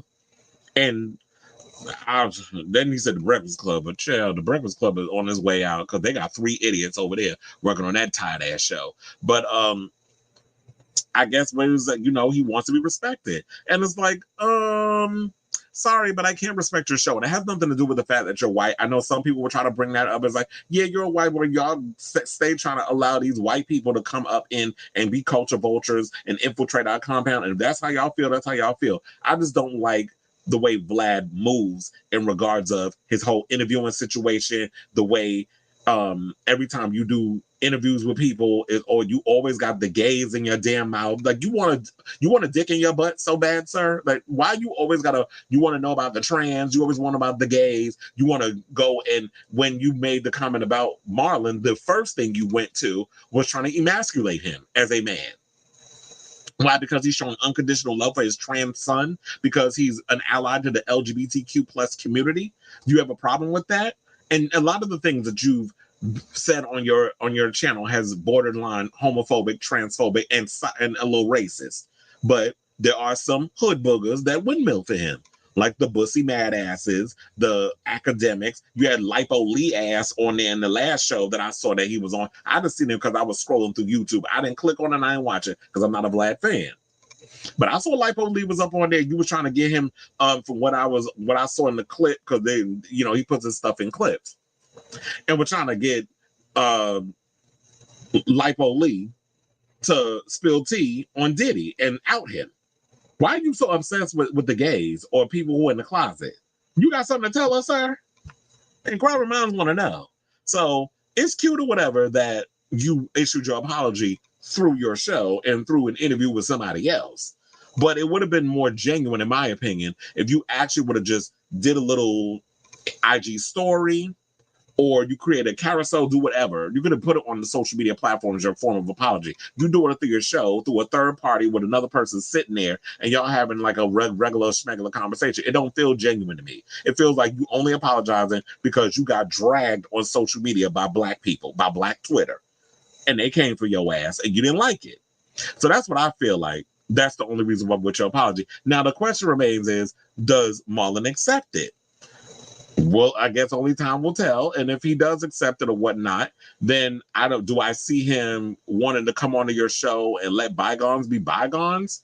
I doubt it. I don't see Marlon Wayans coming on your show and even giving you the satisfaction of entertaining your show and the shenanigans. So Marlon, go your own separate way. There's other people that appreciate what you do. There's people who won't sit up out here and disrespect you or feel a kind of way because they didn't get what they want, and you pulled a typical male Karen move that when you didn't get your way, you resorted back to being a clear person, and you decided to try to emasculate and tear down this man's legacy in Hollywood, which goes 10 times farther than what you'll ever do as a media personality. So I'll say all this to say, what do y'all think of this story? Are y'all here for DJ Vlad's apology to Marlon Wayans? Let me know in the comments down below.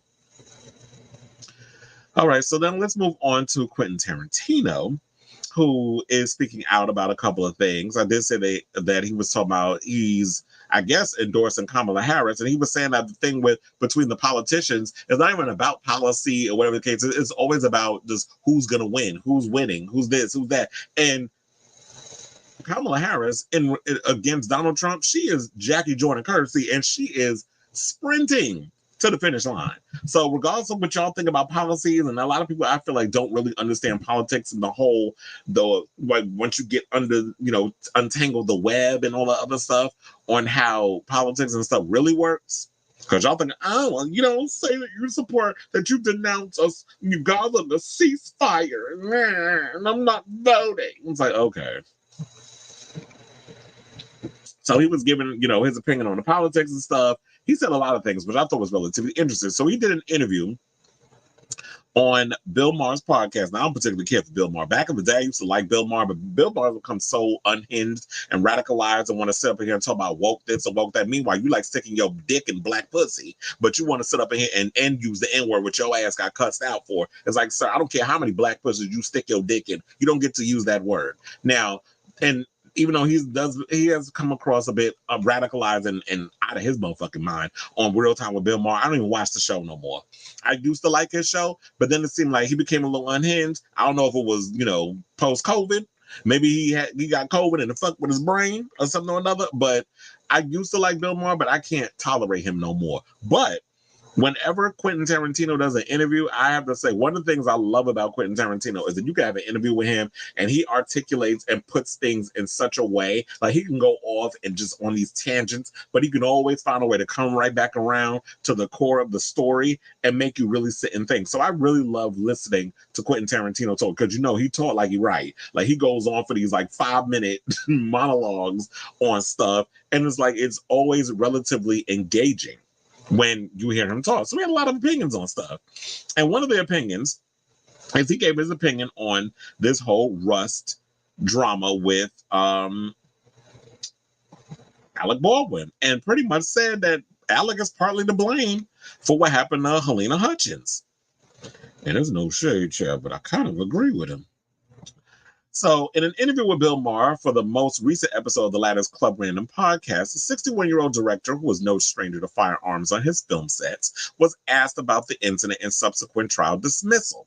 He said, "It's a situation. I think I'm being fair enough to say that the armorer, the guy who handles the gun, is 90% responsible for everything that happens when it comes to the gun, but the actor's 10% responsible, saying it's a gun. You're a partner in the responsibility to some degree." Added the Pulp Fiction filmmaker during the interview released Sunday, August 25th. He said, "If there's steps to go through, you go through them, and it's done with due diligence, and you know it's fucking for real." Now, an attorney for Baldwin 66 did not immediately respond to people's request for comment, while a rep for the actor had to, well, of course they don't, because they have a lot of things they have to worry about, which is the fact that,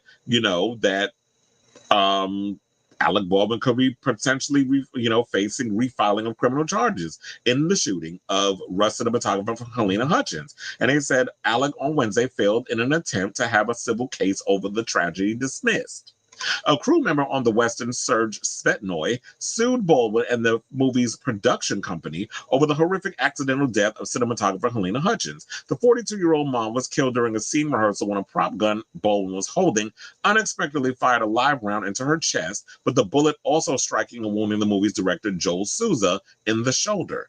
Now, Svetnoy, the film's key grip, claimed the projectile narrowly missed him and said discharged materials from the blast struck him directly. His complaint stated, simply put, there was no reason for a live bullet to be placed in that .45 Colt revolver or to be present anywhere on the Russ set, and the presence of a bullet in a revolver posed a lethal threat to everyone in its vicinity. Also included in the list of defendants was the movie's armorer Hannah Gutierrez-Reed, who has been locked up, and assistant director Dave Halls. Gutierrez-Reed was convicted in involuntary manslaughter charges stemming from Hutchins' death in March. Prosecutors said it was her duty to ensure the firearms on set was safe. And I do agree with that. Like, it was her job, but it's also, as an actor, it is your job as well. Hence why when you watch certain movies, especially let's use Keanu Reeves as an example. Whenever you watch John Wick, you always see like Keanu Reeves is doing the gun training. He's learning how to fight. The judo, all the other stuff. He's doing that fight training and stuff, the stunt choreography, all of that. When it comes to the guns, he's on a range doing like the training, the drills and all that stuff, careening through the different areas and shooting the targets and all the other stuff, and learning how to, discharge the cartridge for the bullet, for the guns, for the bullets. Well, the bullet cartridge. You're discharging that and then adding a new one, clicking it in, checking the gate, and then going and continuing on with what he's doing.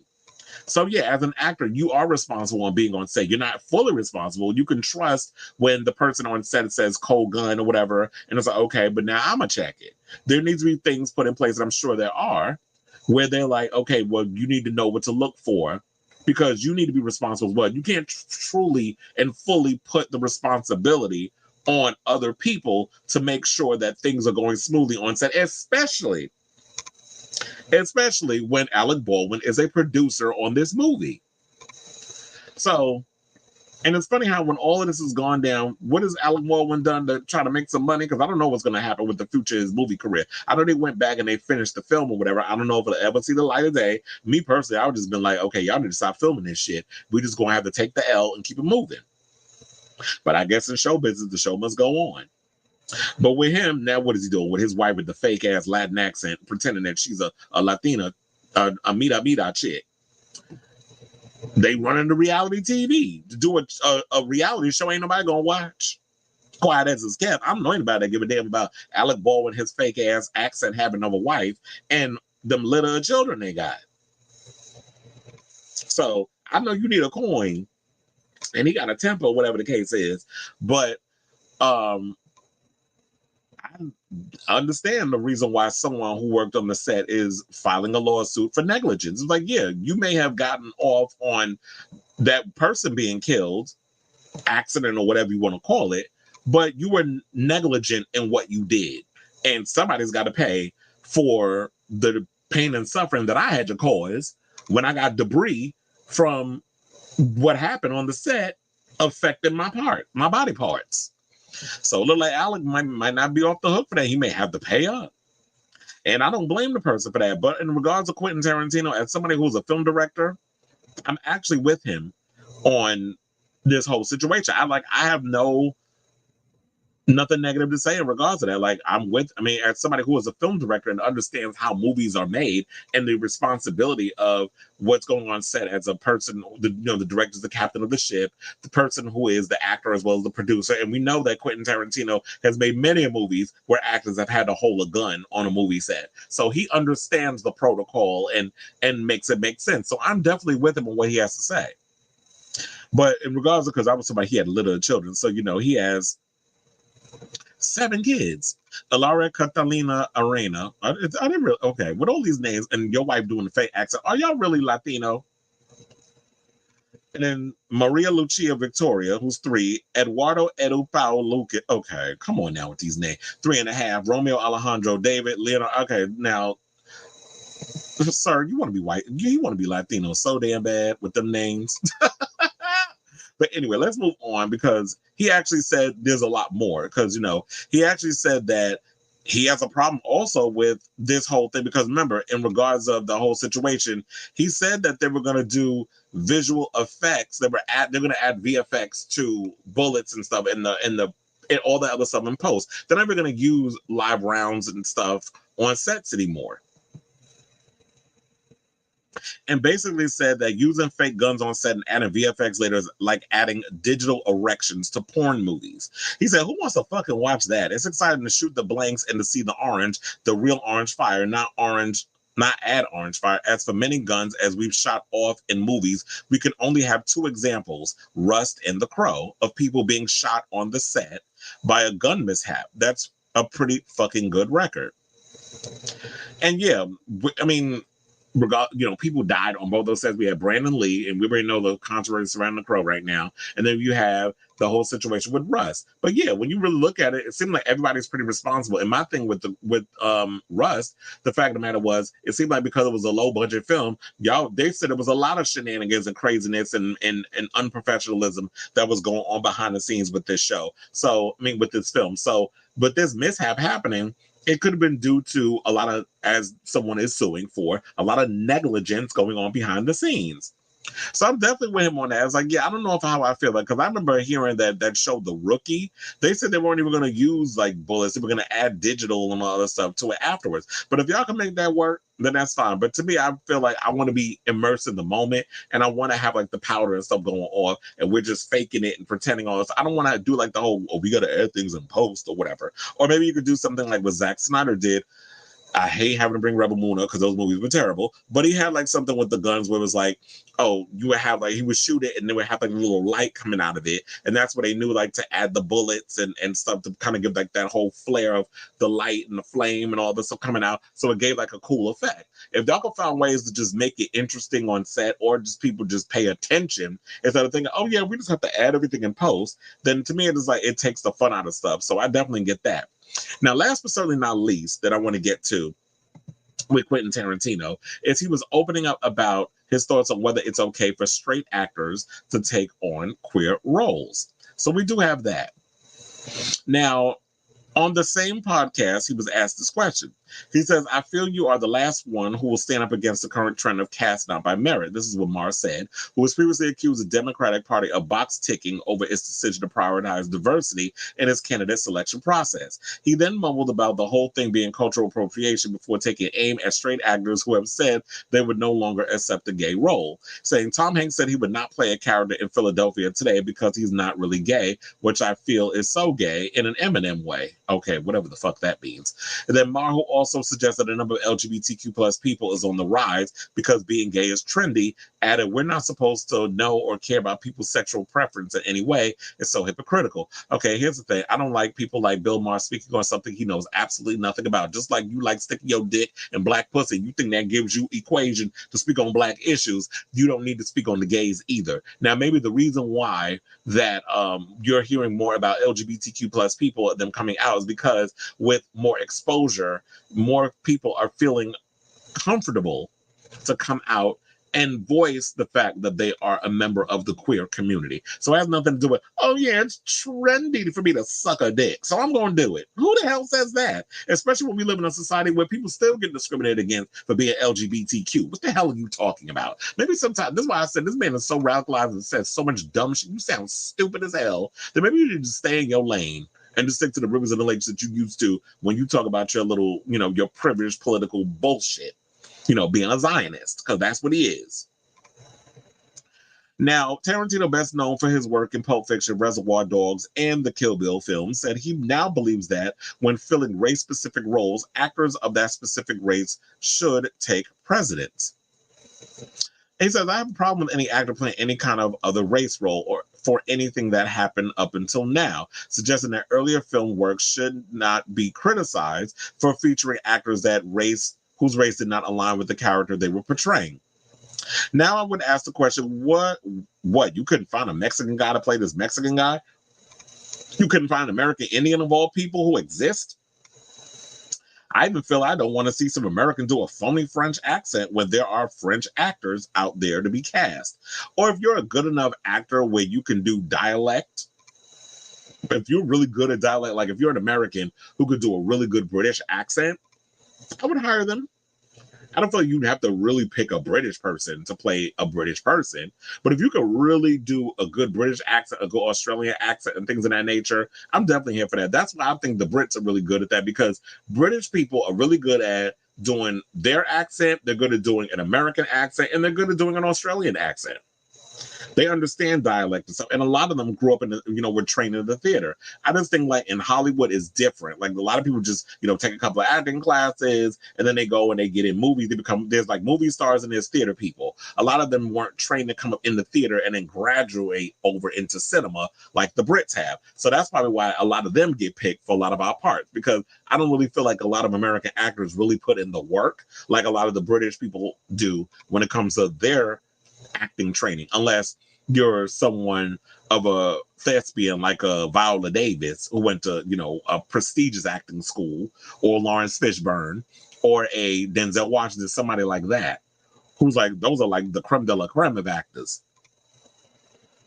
So, but then of course, depending on the race, like if it's black people, yeah, obviously you want black people playing black roles. You don't want no white person coming in blackface, which they have done in the past. And I do agree with that, that you can't hold people accountable for the things that they did back then. We could do that now because back then was back then. The times were the times. You can't punish people for the way the times were. But now that we are where we are, we could do better. So when it comes to people of color, okay, so now if you got Jennifer Lopez, who's Puerto Rican, and you want her to play a Mexican, or you have, what she did, Selena, or if you have Zoe Saldana, who is Dominican, and you have her play a Cuban woman, an Afro-Latina Cuban woman, I don't think people should get mad over that in some sort of way. Now, if you could, or Sofia Vergara, who is Colombian, and you had her come in and play a woman from Venezuela, the fact of the matter is they're of the Latin community. I don't think you need to have someone who's exactly from Venezuela to play a Venezuelan. Now, if there's a role that's up that they happen to be that, then that's fine. But you can kind of toe the lines when it comes to if you have one Latina actor or actress play someone within that demographic.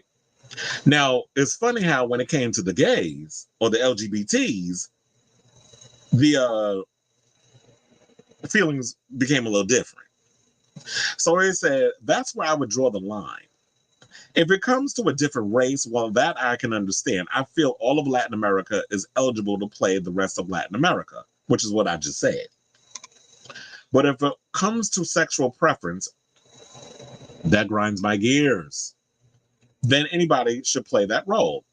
Sexual preference. You're making it say, and this is why I think heterosexual people get it wrong.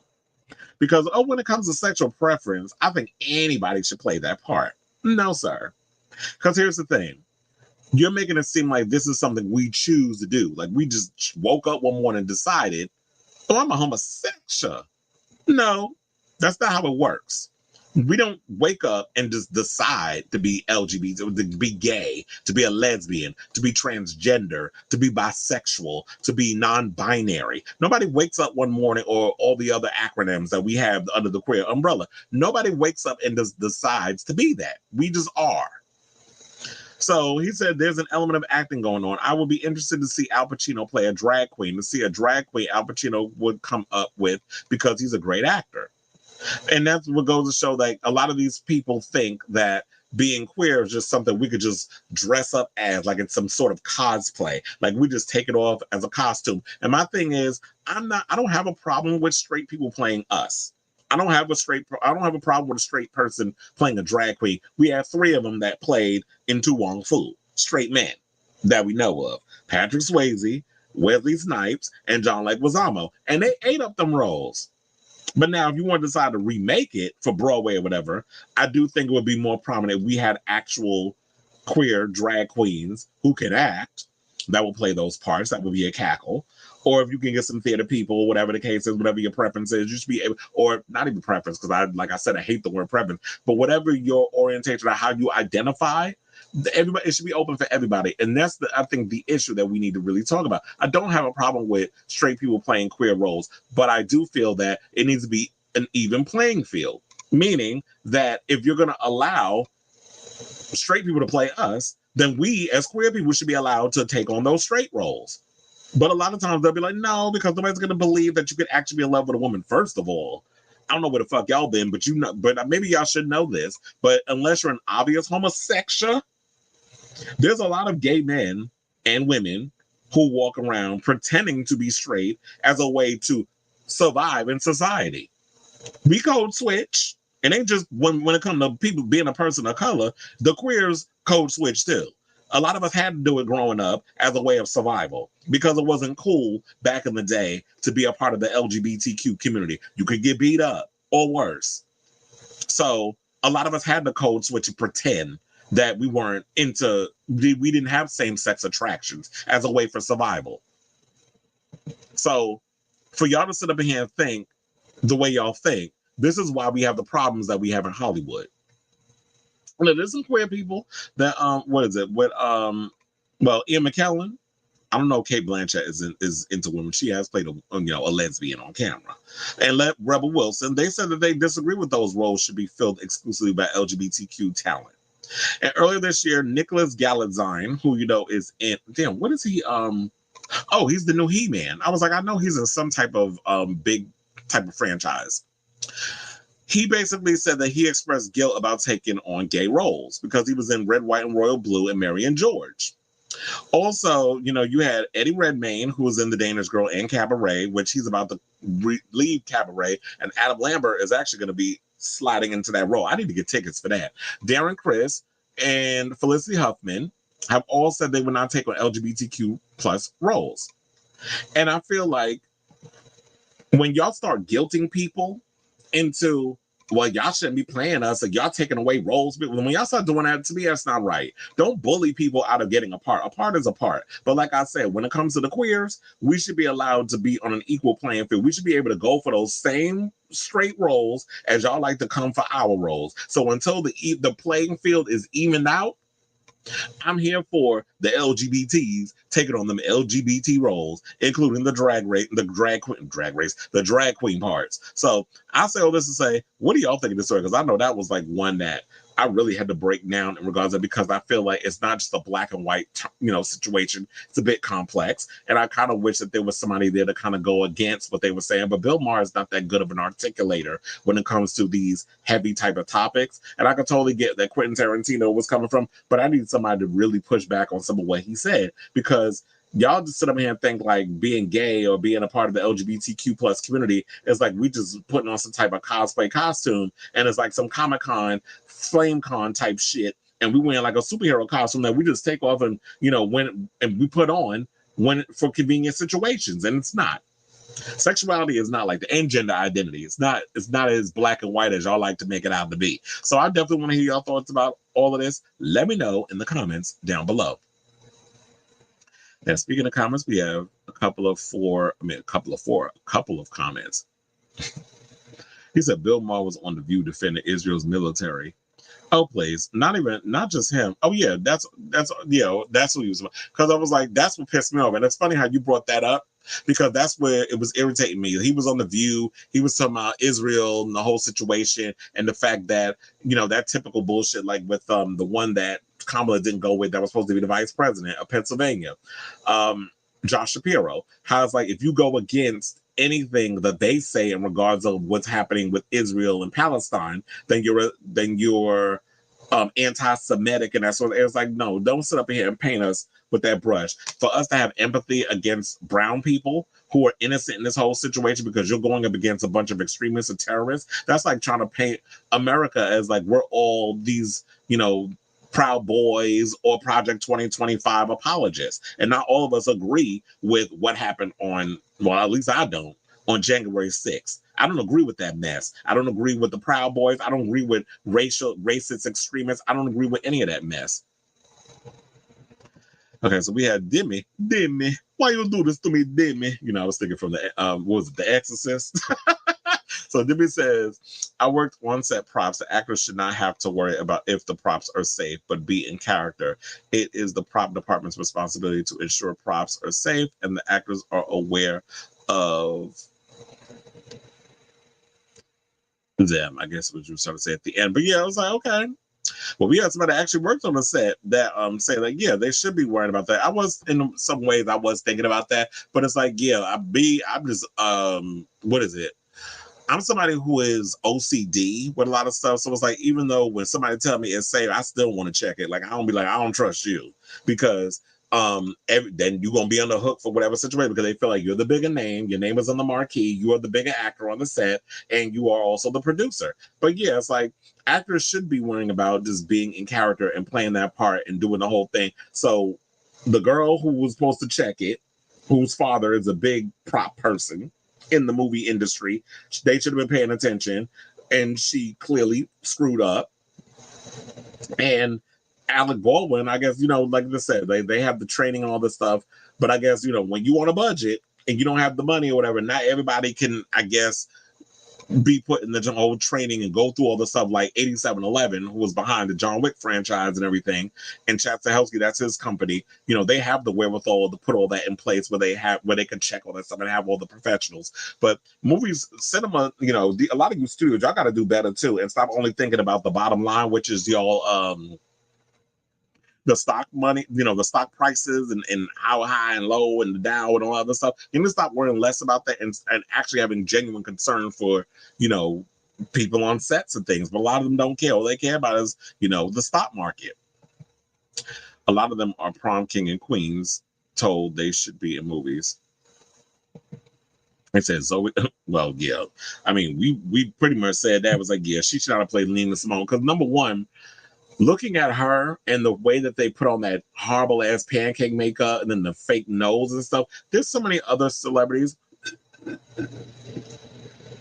that they could have put in that film and they didn't. So yeah, she shouldn't have been included in that. So I do agree with that. Did that movie ever come out? I never actually got around to watching it. Nor did I care, because I heard so much mess around it. But anyway. Let's move on to our final topic. Let's talk about this Chappell thing. So yeah, Chappell is still in the news, Chair, in regard to this whole thing about her wanting her space and her privacy, and people actually respecting the fact that, what, she has feelings, she's human, and you should actually, if she's giving so much of herself when she's performing, actually respect her boundaries and her space when she's out in the street. Now, a TikToker has come to her defense in regards of what was going on in her situation. So a gay TikToker by the name of Balegde, I don't know what his name, I don't know how to say his last name, but we'll just call him Max, has defended singer Chappell after she recently complained about the behavior of some of her fans. Now, Roan has shot to fame over the past year, performing to massive crowds. I said Roan has shot to fame. I forgot Chappell Roan. We'll call her that. If you're nasty. She shot to fame over the past year after 10 years of grinding in this business, performing in massive crowds at several festivals across North America. But recently she shared a post on Instagram asking people to stop touching her and to stop being weird to her family and friends. Saying, for the past 10 years, I've been going nonstop to build my project, and it's come to a point that I need to draw lines and set boundaries. I wanted to be an artist for a very long time, telling fans that just because she chose to be a singer, it doesn't mean she has to accept harassment. I don't agree with the notion that I owe a mutual exchange of energy, time, and attention to people I do not know, do not trust, or who creep me out, just because they're expressing admiration. Women do not owe you a reason why they don't want to be touched or talked to. The Good Luck Babe singer added that when she's performing, she is at work, but in any other circumstance, she is clocked out. She has previously spoken about how fame has left her feeling unsafe because of the inappropriate behavior of some fans. And people have to realize, like, there's a lot of craziness that be going on out here in these streets, especially, you know, with a lot of these fans. You don't know what their intentions are. You don't know where they're coming from with stuff. There have been many situations where you heard, like, fans are being stalked. I mean, celebrities are being stalked by their fans. And or they've been unalived by their fans, because a lot of y'all don't understand the difference between liking a celebrity and thinking of these celebrities because they give you a little attention, that these celebrities are your friends, and they're not. These people don't know you. So now the influencer Max has defended Roan's comments. Now, during a video on TikTok, he asked people to think critically for a second about how Roan is a young woman who has shot to fame beyond anyone's wildest dreams and probably feels somewhat dazed by it. And you have to say, like, yeah, not everybody how to handle the fame. Now, I do have his clip. Let's take a little gander over to TikTok, a little trippy trip. Speaking of TikTok, I got to check my messages.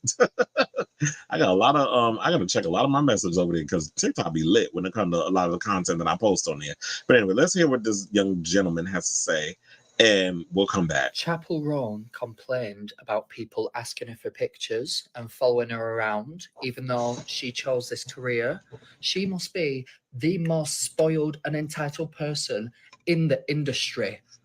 Or, if we think critically for a second, maybe she's a young woman who was shot to fame and success beyond anybody's wildest dreams. And it's very overwhelming when people come over to you that you don't know, and they ask for a picture, a video, they stalk you, they want to know about your family, they want to know about your personal life, they hunt you down, they want to know your exact location. Has anybody thought how that would feel for a second? I have literally a shred of the relevance and following that Chappell Roan does. And I still go out and get, like, people coming up to me, asking for pictures, shouting at me from across the street. I literally had a girl jump on my back once in Tesco whilst I had 2 AirPods in. I thought I was getting jumped and I was going to die, okay? I get very overwhelmed. And I'm an attention seeker.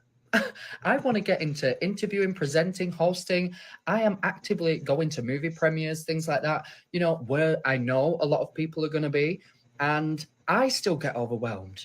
She's someone that's known for her art and gained relevance off the back of her music, and I'm sure never expected or wanted that aspect of the job to be anything to do with her life. So is she not allowed to say that and set boundaries and say, please stop literally stalking me? In any other context, if someone came out and said, people are stalking me and my family, people would go, oh my God, that's horrible. Why is this any different? Can we just have an independent thought for once, instead of just following what we see other people thinking? Think. And lots of love. Love you, Chappell. All I know is one thing. First of all, if you jump on my motherfucking back, I'm punching in your damn throat. I'm beating your ass, and you're going to have to sue me, because I'm like, first of all, nobody told your ass to jump on me. I don't know you. Like, y'all be out of y'all damn mind the way y'all be acting, and y'all don't really look at this and think, because I am a critical thinker. So I think maybe that's why I came from more of a place of defending her. So that's why I was getting so irritated. Like, I don't understand how y'all don't understand this. Like, just put yourself in this person's shoes. Chappell Roan has been grinding at this thing for 10 years. She was doing the same thing she's doing now and wasn't even getting a lot of the attention. It wasn't until she opened for Olivia Rodrigo that a lot of y'all started paying attention to her, and then her career slowly started shoot up. I think she has like I think her album is in the top 5, not or maybe I think the top 2. I think she has the number 2 album in the country. So her new album is literally it's a year in since she released it.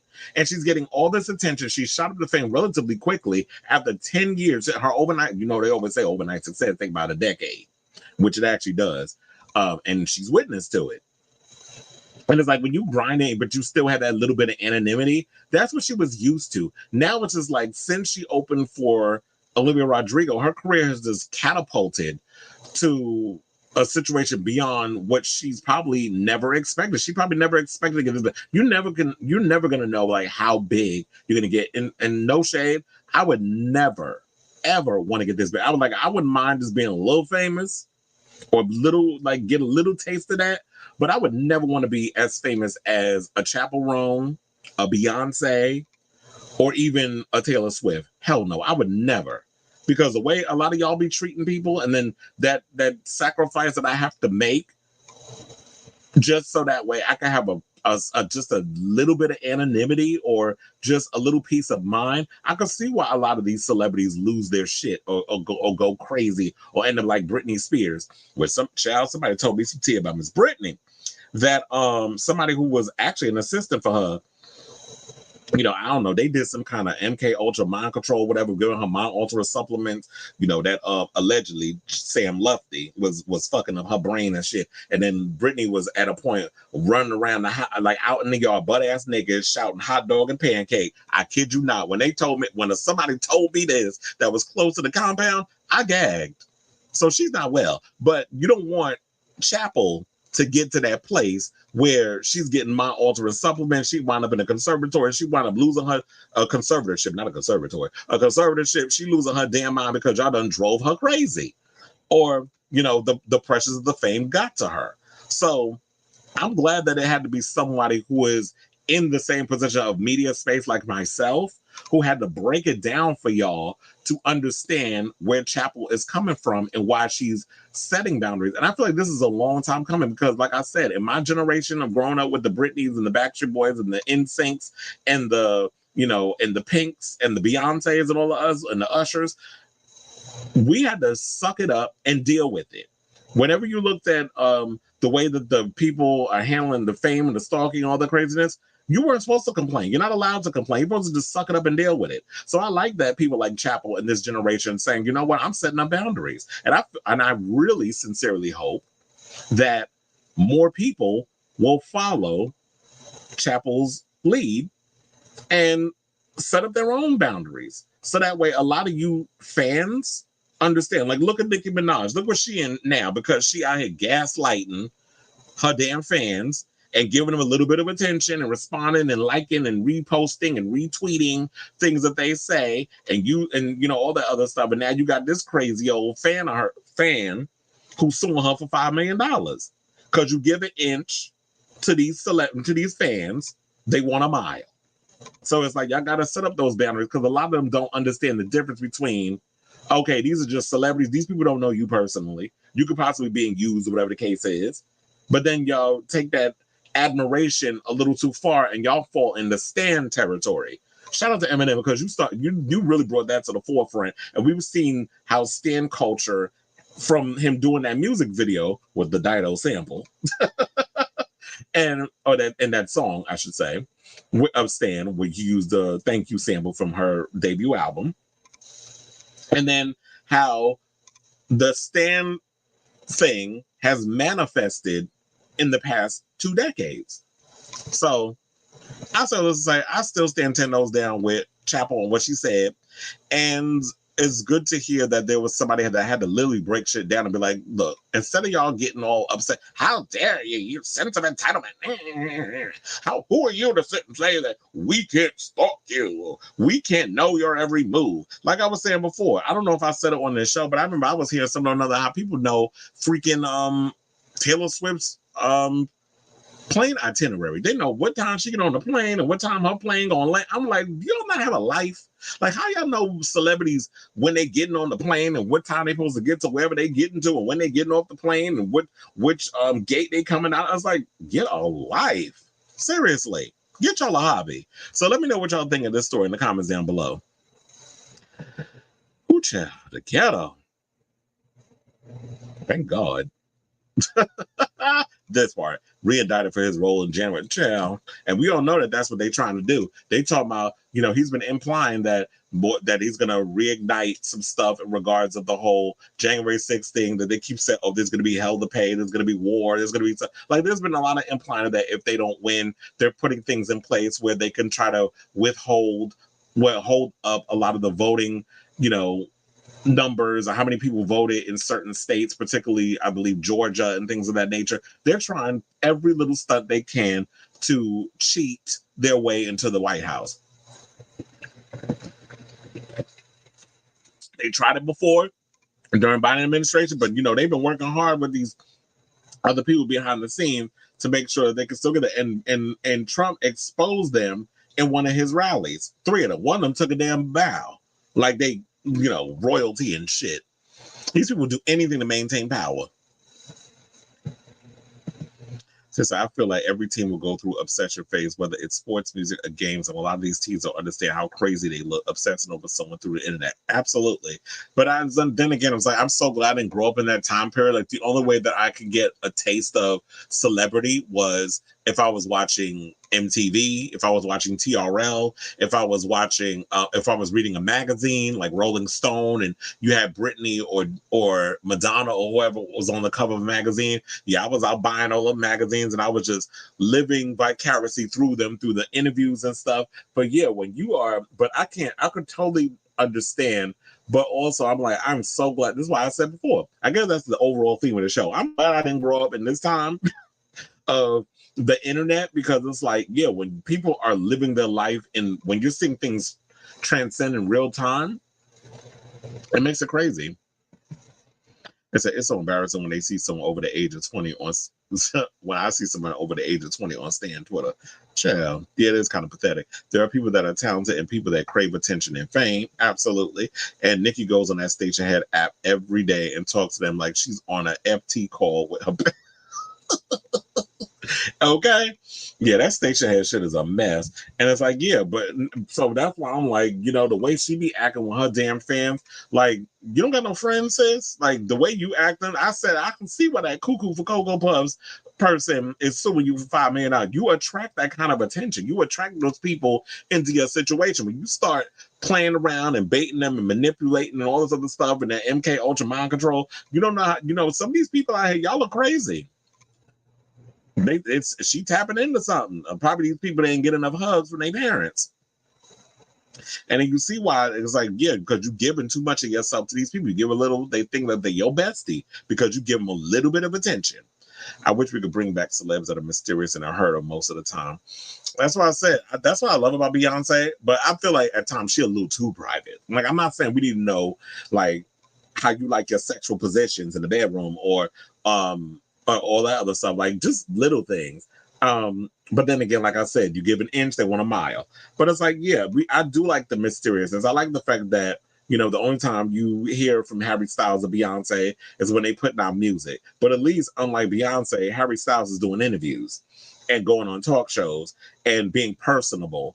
And when he gets on stage, he's definitely giving you a show. He's improved a lot in the past couple of years. Sidebar, have y'all seen that picture of Zayn lately with all that facial hair? He let his hair grow out. He let his facial hair. Somebody went and made an inappropriate joke on my page, and I cackled. I said, I let him violate my insides of his little jihadist cave. I said, bitch. I said, But that was funny though. But yeah, so it's unfortunate. But also the sub, but anyway. Looks like we're done with today's show. I'm like, oh my God, this may be the first time in a while that I've done a show under 2 hours. Look, I said, wasn't a lot going on. So yeah, thank you all for tuning in. I should be back on tomorrow with a brand new episode of Kris Unfiltered, depending on if there's any juicy hot topics going on. So yeah, definitely hit that like button, that subscribe button, and smash the notification button so that way you know when we go live with a brand new episode of Kris Avalon Unfiltered. Thank you all for those of you who were tuning in. And you said, before I go, what do you think of the Michelle, I cackled when I saw that. Very demure, very mindful. You know, I'm glad that she's having her little 2 seconds of fame. But here's the thing, I don't like people who sit and try to trademark words that's in the dictionary. It's like when Cardi B try to trademark I'm like, first of all, bitch, you got that from us. You're not gonna sit up here and trademark from that, which the gays have been saying long before you even hijacked that word and took it further into the mainstream. So the Ganja Estranja, it was a bunch of gays that was out here saying that, well, she's trans now, but you know, there was a lot of us that's been out here doing that phrase, whatever. Now here she come, culture vulture, want to come out here and take a word and try to trademark it. And that whole very demure, very mindful, I don't know. It's like she should have been looked into that. Like if that's something you said, maybe she wasn't thinking. Or the problem is when it comes to people of color, a lot of people don't really know a lot about. Well, when you come out with a phrase, you need to put that on some t-shirts. You need to trademark it. You need to really get that coin. And then when she tried to trademark it at the last damn minute, probably because somebody told her, and it was about, girl, you need to get out there and trademark that word. Now here she come. It's too late. Somebody else trademarked it. So now it seems like in the future, if anybody that put very demure, very mindful on a sweater, on a crop top or whatever, a hoodie, the guy gonna make money off of it. So that's fucked up. And I know she was looking for this as an opportunity for her to use that money to further her transition.